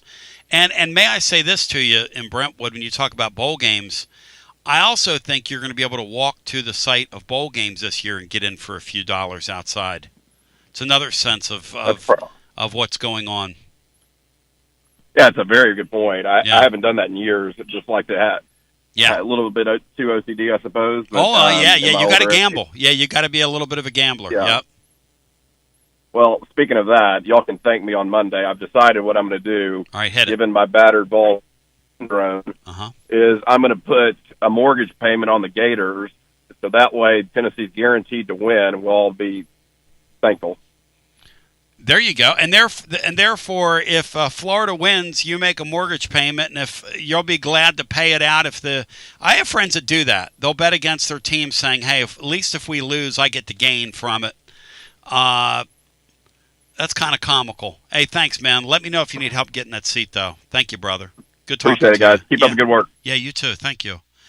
Good talking to you. And again, that Amachi thing, we've got for our tailgate this year, we're going to do it earlier next year. We're going to announce very soon. I was talking to Brooke when we're going to do it, so you can help us make plans, because tickets are going to be harder to get now. And I don't know how much longer. We're going to be able to continue this as long as you allow us to continue to do it. But next year, probably what we're going to have to do on the front of the schedule is pick a game, pick what feels like the easiest game. It can't be the opener. Brian, who's the opener next year? Well, it's the Georgia Tech game is the opening game, but the first home game I'm not sure about. Yeah, we'll have to take all that under advisement. I don't know if we've seen that, have we? Have we seen that? Have we seen the order of the games yet from the league? They've told us who they're playing, but they haven't told us the order, right? Yeah, I don't think the order is going to come out for probably. It might be after the season's over when they do that. He says if you want to bet on the game, though, this weekend, great place to do it is over at VIP Play. Bet $20, get $100 in bonus bets instantly. Promo code TNTony. Last night there were 3 games in the MAC going on. I was thinking about John Adams, and John was texting me during those games. Isn't John cool? He's 78 years old, and he's monitoring 3 MAC games. Loves the sport that much. Akron Zips won another game last night. They finished 5-7, I think, a year after going 0-12. He called it right down the middle. He took them every time. And they were cover machines, and they won outright. My friends over at VIP Play, bet $20, get $100 in bonus bets instantly. The promo code and the phrase that pays is TNTony. 200 leagues live always. If you want to bet on some footy. Cinco, what do you make so far of European footy and the season? Where are we in the season, Cinco? Well, I'm happy because my Chelsea Blues are in 3rd place in the Premier League. Let's go. Without their best player. And let's go. So far, they've only had one real setback in the Champions League. We're back there. So it's good. A lot of young stars out there in European soccer right now. And, hey, I've been a detractor, but a real nice win for the U.S. men's national team last night. Put it on Uruguay, which I don't know who played for Uruguay. Usually they have a pretty strong squad, but 5-1, that's nothing to blink at there. That's a nice win. So, no doubt about it. Next year's schedule is Furman to open, then at Georgia Tech. Kennesaw will be our game. Kennesaw is going to be our game that we're going to do. 200 leagues live always. Numerous bet types, props, options. You can even bet on some footy there. Shout out to the MLS who are going to a conventional fall schedule. They're going to flip their schedule around and quit finishing around Christmas time. It's smart. VIP Play, where everybody gets treated like a VIP. If you have a gambling problem, 800-889-9789, 21 and over, located in the state of Tennessee. And by the way, we'll have another winners and losers presented by our friends at Dos Equis /VIP Play, and that we'll be with a band called the Jokers and laying it down tomorrow night. Rick Derringer, rock and roll hoochie coo. Let's go back to our phones. Cinco, were you a Derringer guy? Are you a Derringer guy? Not so much, but you know what? I saw a special on him. I don't know if it was, good grief. Just a non-musical special with him. I think he was living out in Hawaii or something. Wow, and, really cool. He is, I didn't appreciate his importance, as a guitar player, record producer, etc. But apparently he was quite the talent. He stood about 5'0" too. And he was one of those guys, too, where they would film him. They would always film those guys from the bottom, like Edward Van Halen, to make him look like he's 9 feet tall, right, Sink? And those guys are like 5 feet nothing, right? Yeah, well, I mean, I think Eddie and I are about the same height, so let's watch it. How tall is Eddie? He's 5'8". Yeah. And how tall did he look on stage, Cinco? Well, 9'7", and when he had a guitar in his hand. When he stood on his talent, he was 12 feet tall. Wow. Good gosh. Hey, yes, Brian. Florida Edge George Gums Jr. will undergo surgery on his right knee, and he will miss the Tennessee game. Ooh, that's a key starter for them. That's according to Graham Hall. Oh, breaking So they news. get back one and they lose one. Add one, lose one, and that's one of their edge rushers, Gums. Yes. Yep. He was pretty good last week. Gums was.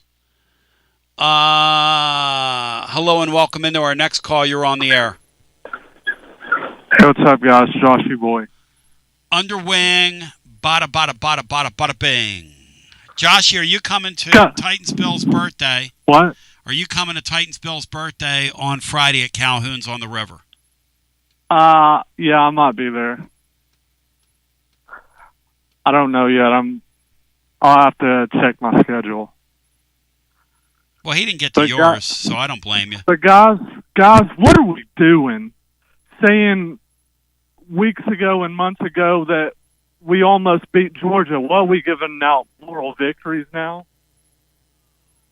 We were never beating that Georgia team, even though Max Gilbert missed that kick. Our defense was horrible all game against Georgia. What do you mean we weren't beating that Georgia team? We were about to beat them, Joshy boy. We were never beating that Georgia team, Tony. The defense is complete shit. You sound like you're under Columbo's wing right now. Or are you under Negadave's wing? They had control of their own destiny in that game. Yes. Failed to missed a field goal, man. Come on, Josh. They had a 5-point lead with the ball. It was Tim Banks' defense. We are never winning a big game with Tim Banks' defense. We won big games last year. He carried us. Tim Banks was the man, the myth, the legend.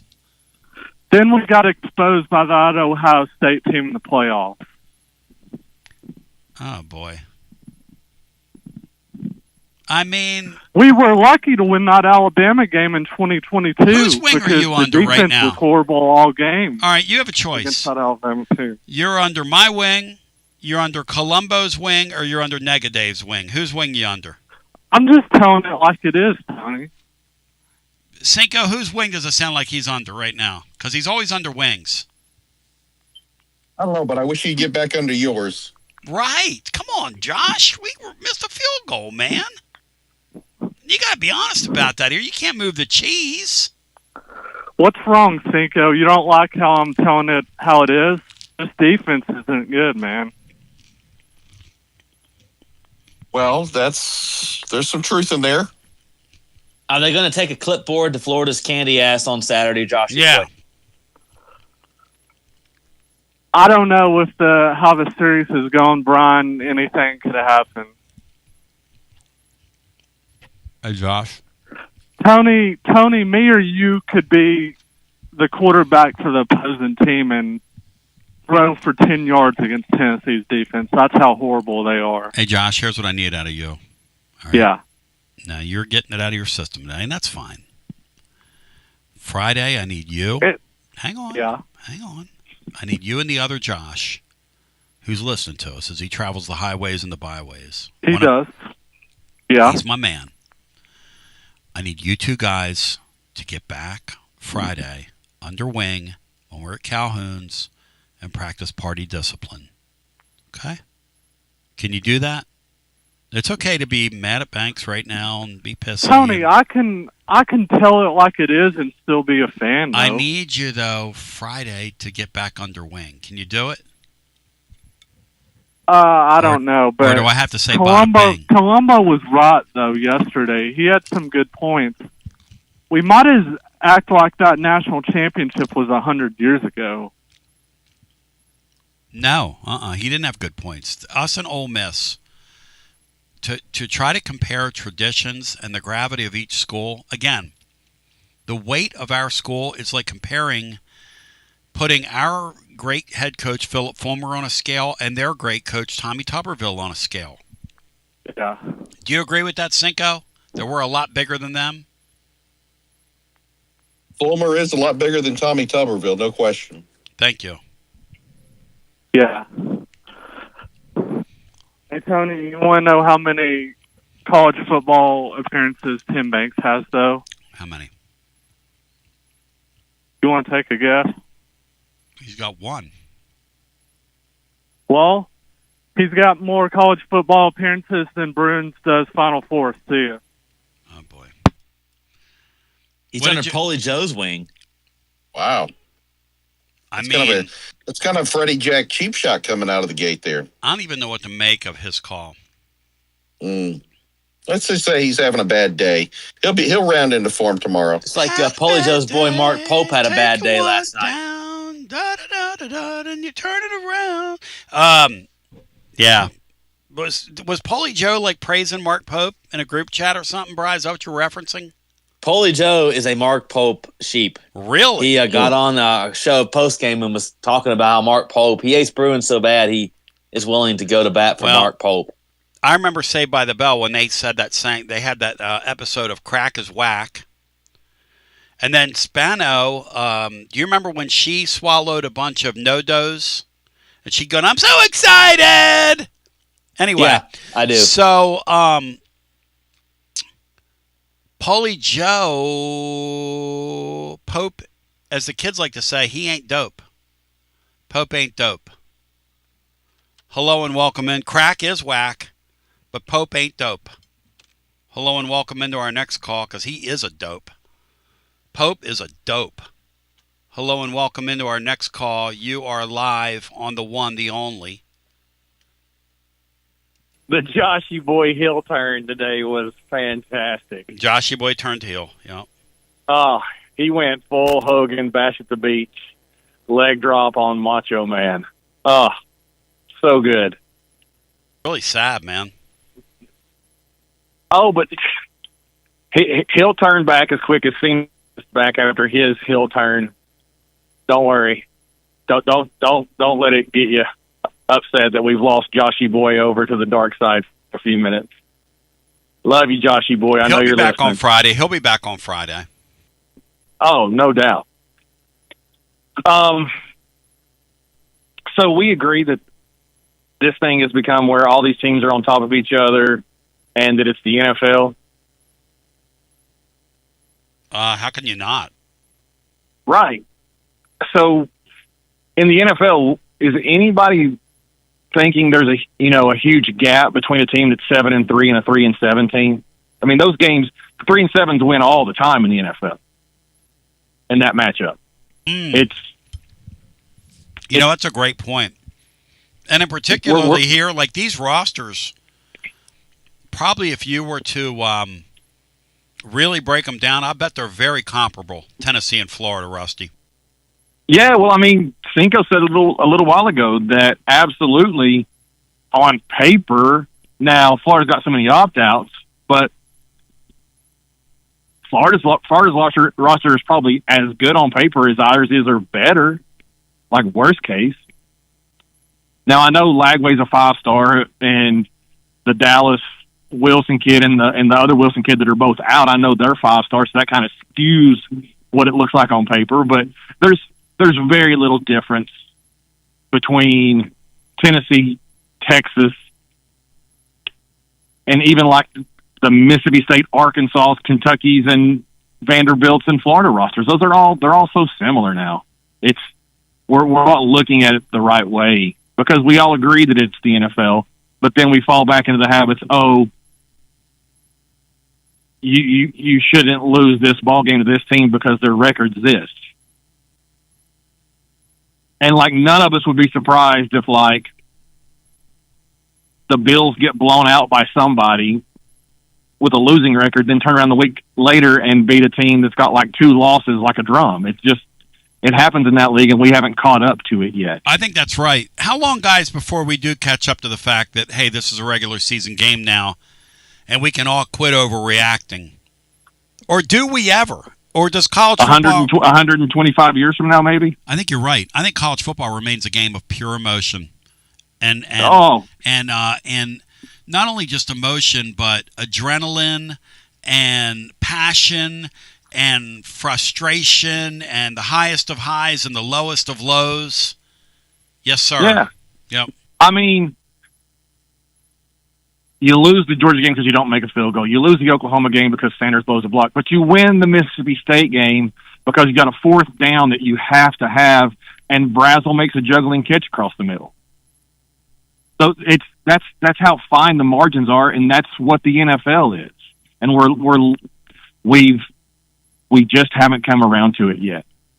Watson made a fantastic point about the run game affecting the overall results and the quarterback play, and it goes back to 2022 when Alex Golish said, when we play Bama tonight, tomorrow, whatever, I can't do what I did last year, which is being a one-score ball game with them and completely abandon the run, and you put Hooker in a bad situation and he throws a pick six because of it. I have to be willing to keep running the ball and getting 1 and 2 yard gains, or the other team is eventually just going to pin their ears back and my quarterback's going to get blown up, or he's going to get bumped when he's throwing the ball and he's going to throw a pick. You have to keep running the ball.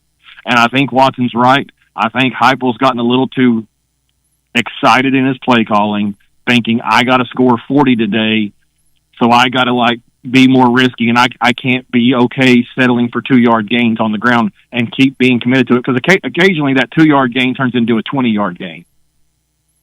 Yeah, Sean, that's I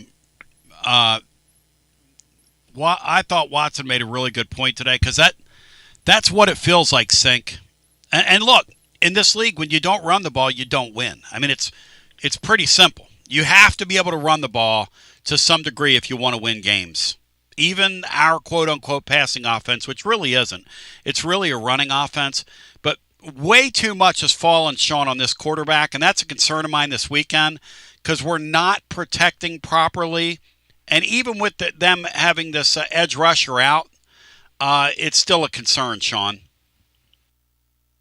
Yeah, but I have to wonder if so much is on the quarterback is because haven't been as successful running the ball. You can call all the running plays in the world. It doesn't guarantee that you're going to be effective running the ball. Well, that's true. And you can call 10 running plays and they can all go for 30 yards apiece. They have to be effective running the ball, but first of all, you cannot put yourself in 1st and 15 situations, 2nd and 12 situations, and those type of things where you greatly reduce the times you're going to call another running play there. Kirby Smart's team does not. We have so many times put ourselves in jeopardy and put it all on Joey. We should be a game better than we are. Kirby Smart wins games because his teams do not make mistakes. It's pretty simple.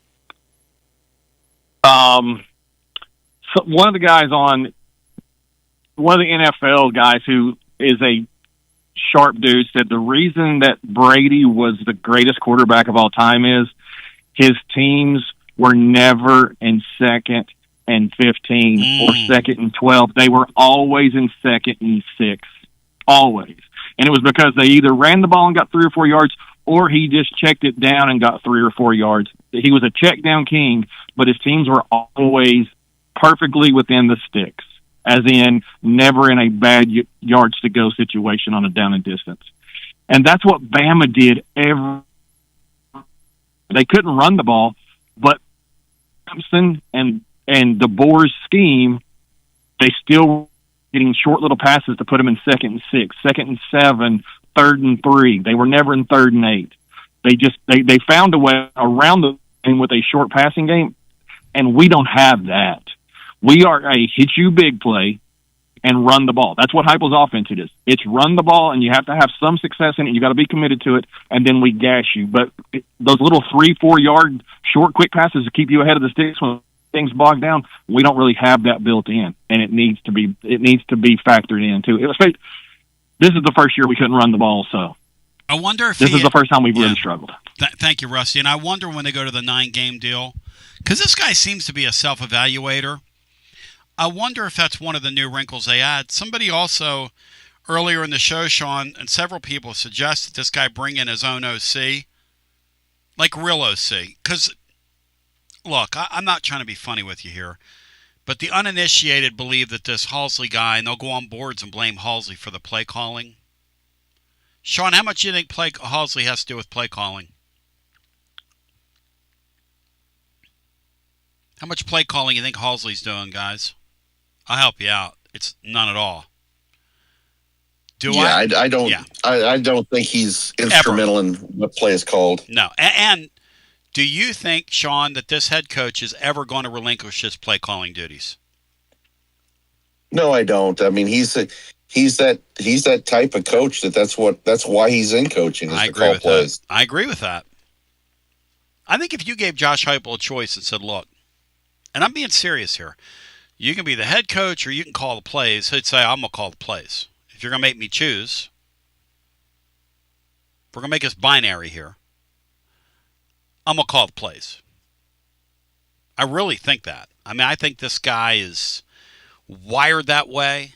I think Lane Kiffin's that way. I think those guys love being in the middle of the action. And, hey, you know what? They're both very good at it.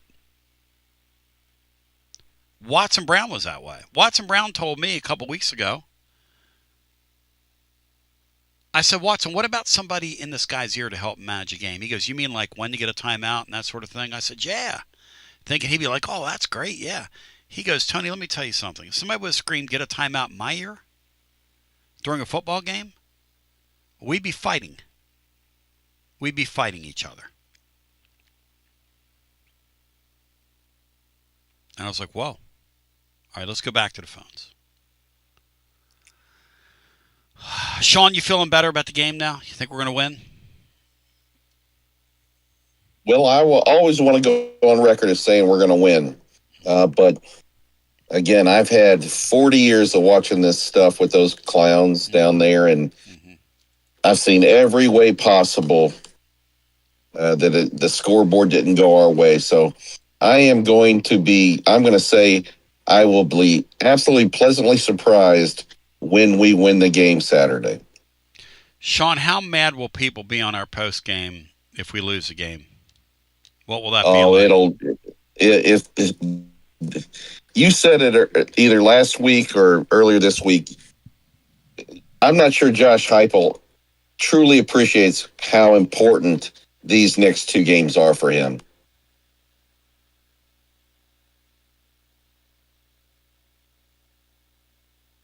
I'm going to let that sit there because I got nothing to add to that.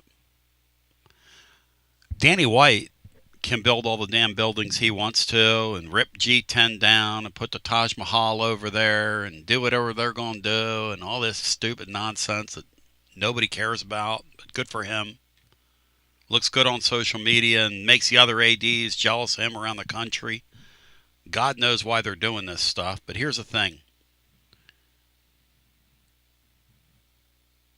I'm not going to say I feel good about Saturday. I just look at Florida and I say, what do they have to play for?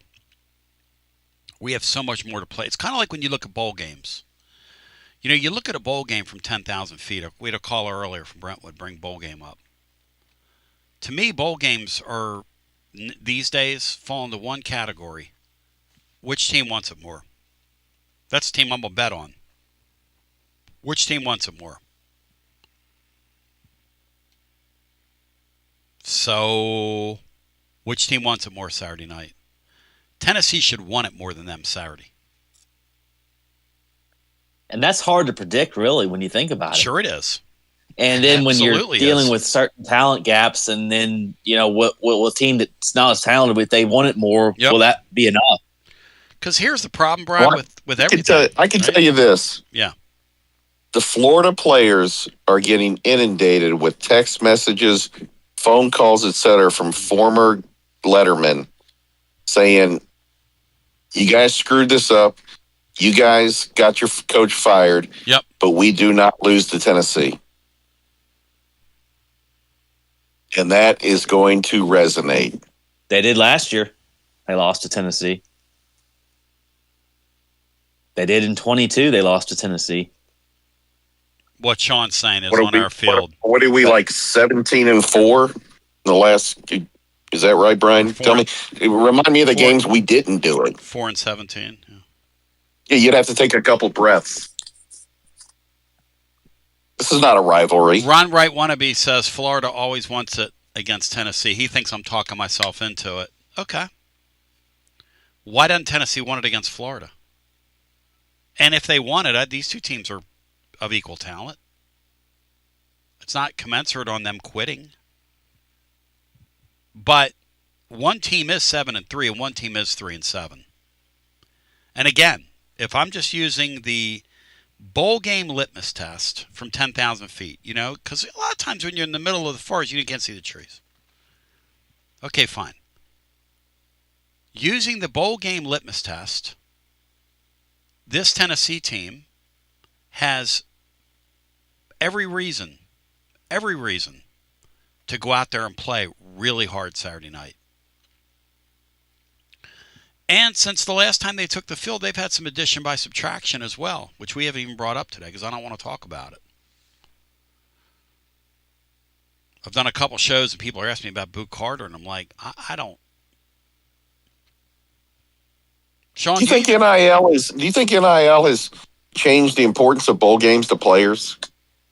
Of course. Cinco. Me too. Remember how important bowl games used to be because you got your watch and you got your meal money and you got your this and you got your Absolutely. check. That was huge. Yes. It was huge. I just don't.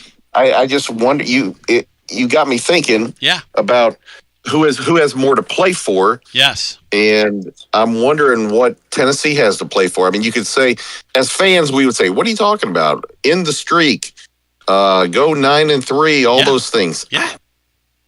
I don't know. I'm not so sure how many players I've run across. It's been a long time that think like fans do. It's a fair statement, but again, this is there's why so many more bowl games now that the prestigious ones just kind of get lost. If I'm Heupel, they don't stand out. I pull a kid aside that I think that we see on tape when wasn't going hard at Kentucky, and I pull him in my office and I go, "Listen, I just want you to know your play," and there were a few guys, not knocking anybody here, but there are a few guys at Kentucky that were literally Olaying people, as we say in the trade. And by the way, if you ever have the Olay brand, try the mole sauce. M-O-L-E, mole. I'm just kidding. I've always seen that. I've never tried mole sauce. Sean, have you? What is mole sauce? M-O-L-E. I think it's called mole. And what do you do with it? Because I can't get behind mole. Well, if you try mole, you might think differently. Let's go back to our phones. I would say everything you do is on tape, son. Everything you do. And you're not fooling anybody. And the tape, as we always say, the tape doesn't lie. So don't lie to yourself, because tape doesn't lie. If I were coaching these kids now, it's what I would use. I wouldn't say it in front of the team, but I'd pull a guy aside that I thought wasn't going hard. Hey, man, you're out there because people are hurt. That's fine. You got us over a barrel. That's fine. You got your money. That's fine. Hey, you're not fooling anybody.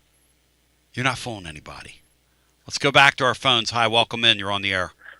Hey, love you show. Mole sauce is like a Mexican barbecue sauce. It's really good on carnitas. Yeah, I highly recommend it. Carnitas? Not all mole sauce is created equal, though, so just keep that in mind. How about the stuff from in a jar that you would get in the Mexican Mexican I want it homemade, house-made. Really? Yeah, really. Check it out, man. There's a lot of great Mexican restaurants on the south side where I live, South Knoxville, Chapman Highway. Yep. I know you're up there on the north end. So if I went down there to Poncho's and asked him for some mole sauce. No, Poncho's doesn't have it. You got to go somewhere a little bit more. I hate to say this because I know Poncho's your boy, and Mexican. his restaurant's not bad, but there are some more authentic places. All right, give me one. Poncho's. Give me a shout out. Give me one. La Fluentes, I think is what it's called. It used to be. La you go in there, it's like Fluentes. you're walking into Guadalajara, brother. I mean, it's like if you've ever been to Mexico. Guadalajara. That was Poncho's ringtone it's a back great place. in the day. They play the jukebox a little too loud for me, though, and it gets really busy. But other than that, the food is delicious. But anyway, I didn't want to call to talk about mole sauce. Wanted to call to talk about what y'all were talking about a couple of days ago, or maybe it was yesterday, about how these players aren't playing with heart anymore because of NIL. What do you think? And I think a great team to point to on that was the team that took the court last night, the Kentucky Wildcats. Their payroll is $22 million. They've got no leadership. They've got no heart. They've got no chemistry. They've got a coach who I like, but who was clearly in over his head. He stood there with his arms crossed the whole time with his jaw to the ground. He didn't know what was going on. And I'm not an expert in sports, but I know leadership when I see it. And I hate to say it, but this guy, his days are numbered. Let me just tell you, the boys at KSR and the message boards and the Twitter They are hot as hell. They're launching on him already, aren't they? Yes, there are fire Mark Pope posts. You know what's funny about what Saban said, and I know your precious daughter's up there, who I'm so impressed with. I mean, that time she interviewed me, I mean, God, what a top-notch person. I don't know what she's going to do, but she is a superstar, like a superstar. Anyway, so Pope last night, that thing he did at the press conference where he said he had those two kids flanking him, and he said, "This is not acceptable. Our team was horrendous tonight. We were awful. Everybody was, and those kids were like looking up in the sky, looking around, like, what in the world?" That did not look good, man. And then he said, and that's "I don't have the answers." You think Oweh especially? He had a look on his face. Oweh was like a snarky look on his. Yes, he did. He was snarky looking. Yes. And that guy was going to go to the NBA, right? Oh. That guy, you think that guy's going to last one day in the NBA G League? Forget about it. But in contrast to the basketball team, you've got a player in Cutter Boley who is all about playing for the blue and the white. I love Boley. This kid, he came up a Kentucky fan. Yep. He's playing at his dream school, didn't want to go anywhere else. And he's lead the Wildcats. They're a 3-game winning streak going into Vanderbilt, where they have a snowball's chance. I agree with of that. Winning that. I mean, they've got a puncher's chance in that game on Saturday. So it's not all doom and gloom, Tony. There are still players out there who do want to play. Okay, I just want to. I love college football. I love college football. I'm talking about when you see somebody was looking at Josh. I didn't hear his call, but I heard a lot of the callers responding to what Josh called about. Yeah, and he's a little bit disheartened over what has happened with NIL. A little discombobulated and I do think, yeah. But when you look at a payroll like what they've got in Lexington, $22 million for that pile of slop, that was that. No hustle, no drive, no determination. Yeah, they don't guard. Shooting. Their point guard is out. Is that what you're saying, Tony? No, they don't guard people. Oh, they don't guard. Well, our point guard is hurt, and so a lot of the fans are saying, "Well, wait till he gets back healthy again. Maybe that'll kind of re-inspire the team." Sure. But right now, they've got no leadership. But you know what? You know what though? Nega Dave will be on here, and I appreciate you ripping the Vols after they beat Tennessee State by 30. Telling us how they suck, and they're going to improve to 4-0, and Kentucky already has 2 losses. Nega Dave, you punk, you Imagine clown. a negative version of Kentucky fan. I know. What is a place in Kentucky that begins with a D? Or an N? Danville. Nega Dave and Danville. Nega Dave and Danville. That's where Larry Voss from. Brian, I have my popcorn. I've got my Earl, as Archie Bunker once said. I've got my stove. I'm heating it up nice and slowly. I'm going to let it simmer over the holidays. I'm going to check on my oil every once in a while, or my Earl. And I'm eventually going to put those kernels in after the first of the year. And I cannot wait to see the char, the burn, the grease, the way it's stuck to the bottom of the pan. What's left of Kentucky's basketball season. Meanwhile, Nega Dave has us going 500 in the league, and Kentucky, they have no chance. Larry Voss. They suck. They have no answers either. But they no answers and no chance. But Dave, they spent $21 million.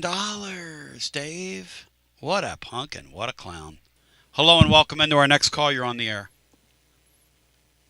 Hey, Tony. Hey, you're on the air. Welcome in.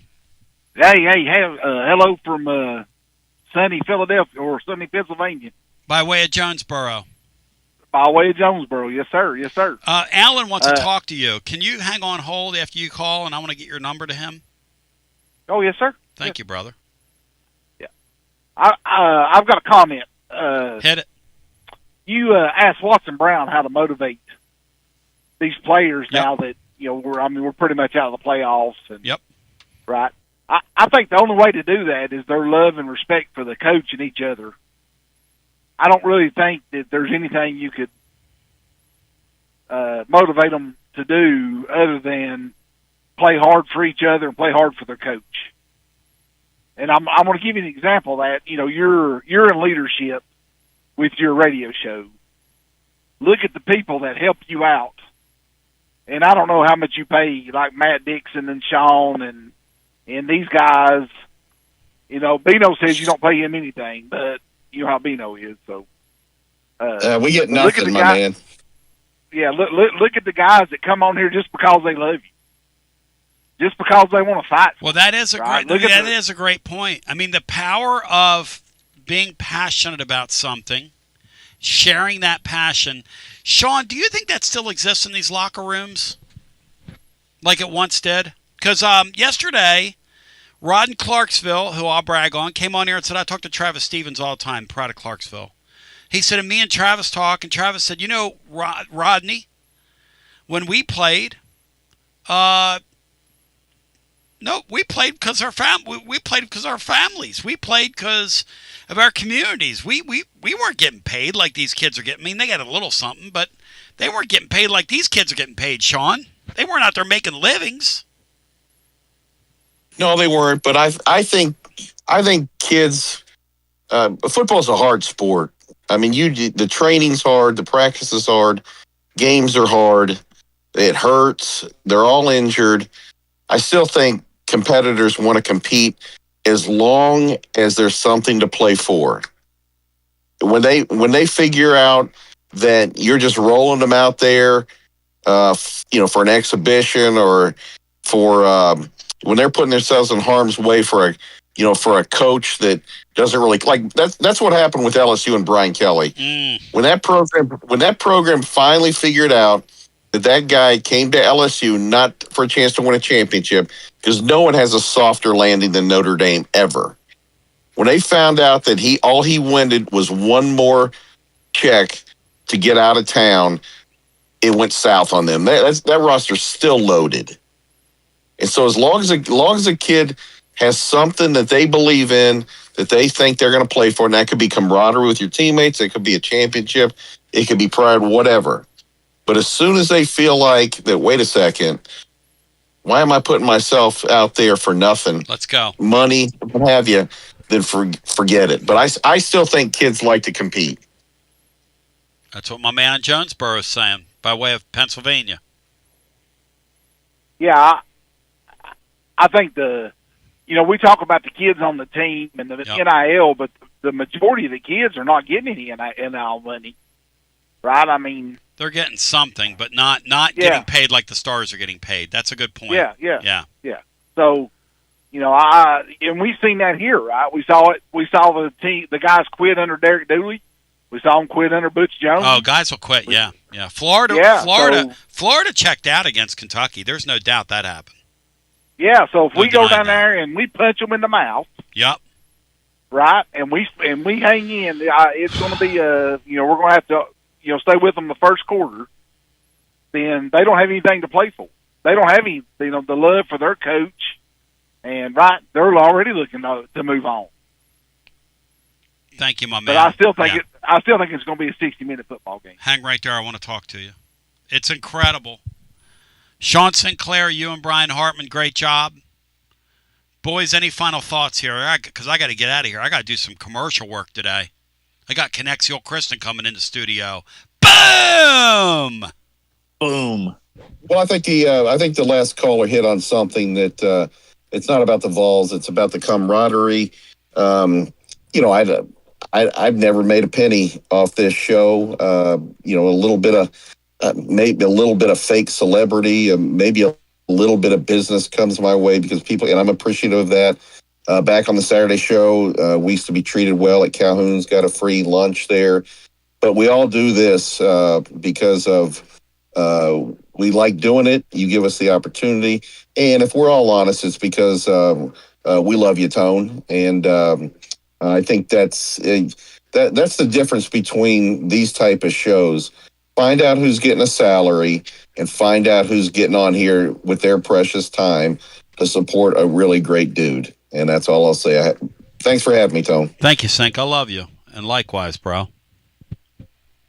I like when he comes on after post-game shows and freaks out. Him and Freaky Matt. When Matt gets off freaky with it. Laura calls him PGMD. I call him TGMD. She says there's the great Matt Dixon and post-game Matt Dixon. Brian, which one do you like? Do you like TGMD? I like all the Matt Dixons. Yeah, I like them all. Do you like Matt Dixon when he starts drinking, shall we say, brown things from bottles, Brian? Hey, yeah, I do. And tomorrow we got the Austin Peay head coach, Jeff Ferris. They got a big game to win to get in the playoffs on Saturday. Win and get in, baby. They got to go to Tarleton State. Well, they're in trouble. Tarleton State is a bad cigarette, and they're going to get rolled like a joint cigarette. I got to do my homework on that game. Who do you like, Brian, that game? I like Austin Peay. I like the Govs. The Dirty Govs. Oh, I love the Dirty Govs. What's up, James? James out there listening. The Dirty Governors, man. God, those are my boys right there. Those are my boys. Till we meet again, my name is Basilio. I hope you have a Dwight Goodone. And I hope it's a real pleasure. Because it was a real pleasure for us today to be with you. And I just want you to know that I fun a lot. You know, these guys over on Facebook, I know they don't, or not Facebook, what's it called? YouTube. I know they don't, Bono. I know they don't know how to take me. I know they think I'm kind of a stoogeween. And I like to stooge around with y'all, but I want you to know that it's all in good fun. And I love and value everybody. I really do. I try to, in my own way, love and value everybody. Thank you to Sean Sinclair. Thank you to Brian Hartman. Thank you to our wonderful guest today from the Sunshine State, where I hope the Vols are, and I'm not just pumping sunshine at you, but I hope the Vols are ready to go this weekend. So I don't have to pump sunshine come next week, sunshine. You know what I mean, sunshine? And I'm not talking about baby doll either. I'm talking about sunshine. Peace. Have a Dwight Gooden run right. Tony Basilio show is coming up next. Tips are always appreciated here at TonyBasilio.com, home of the Tony Basilio show.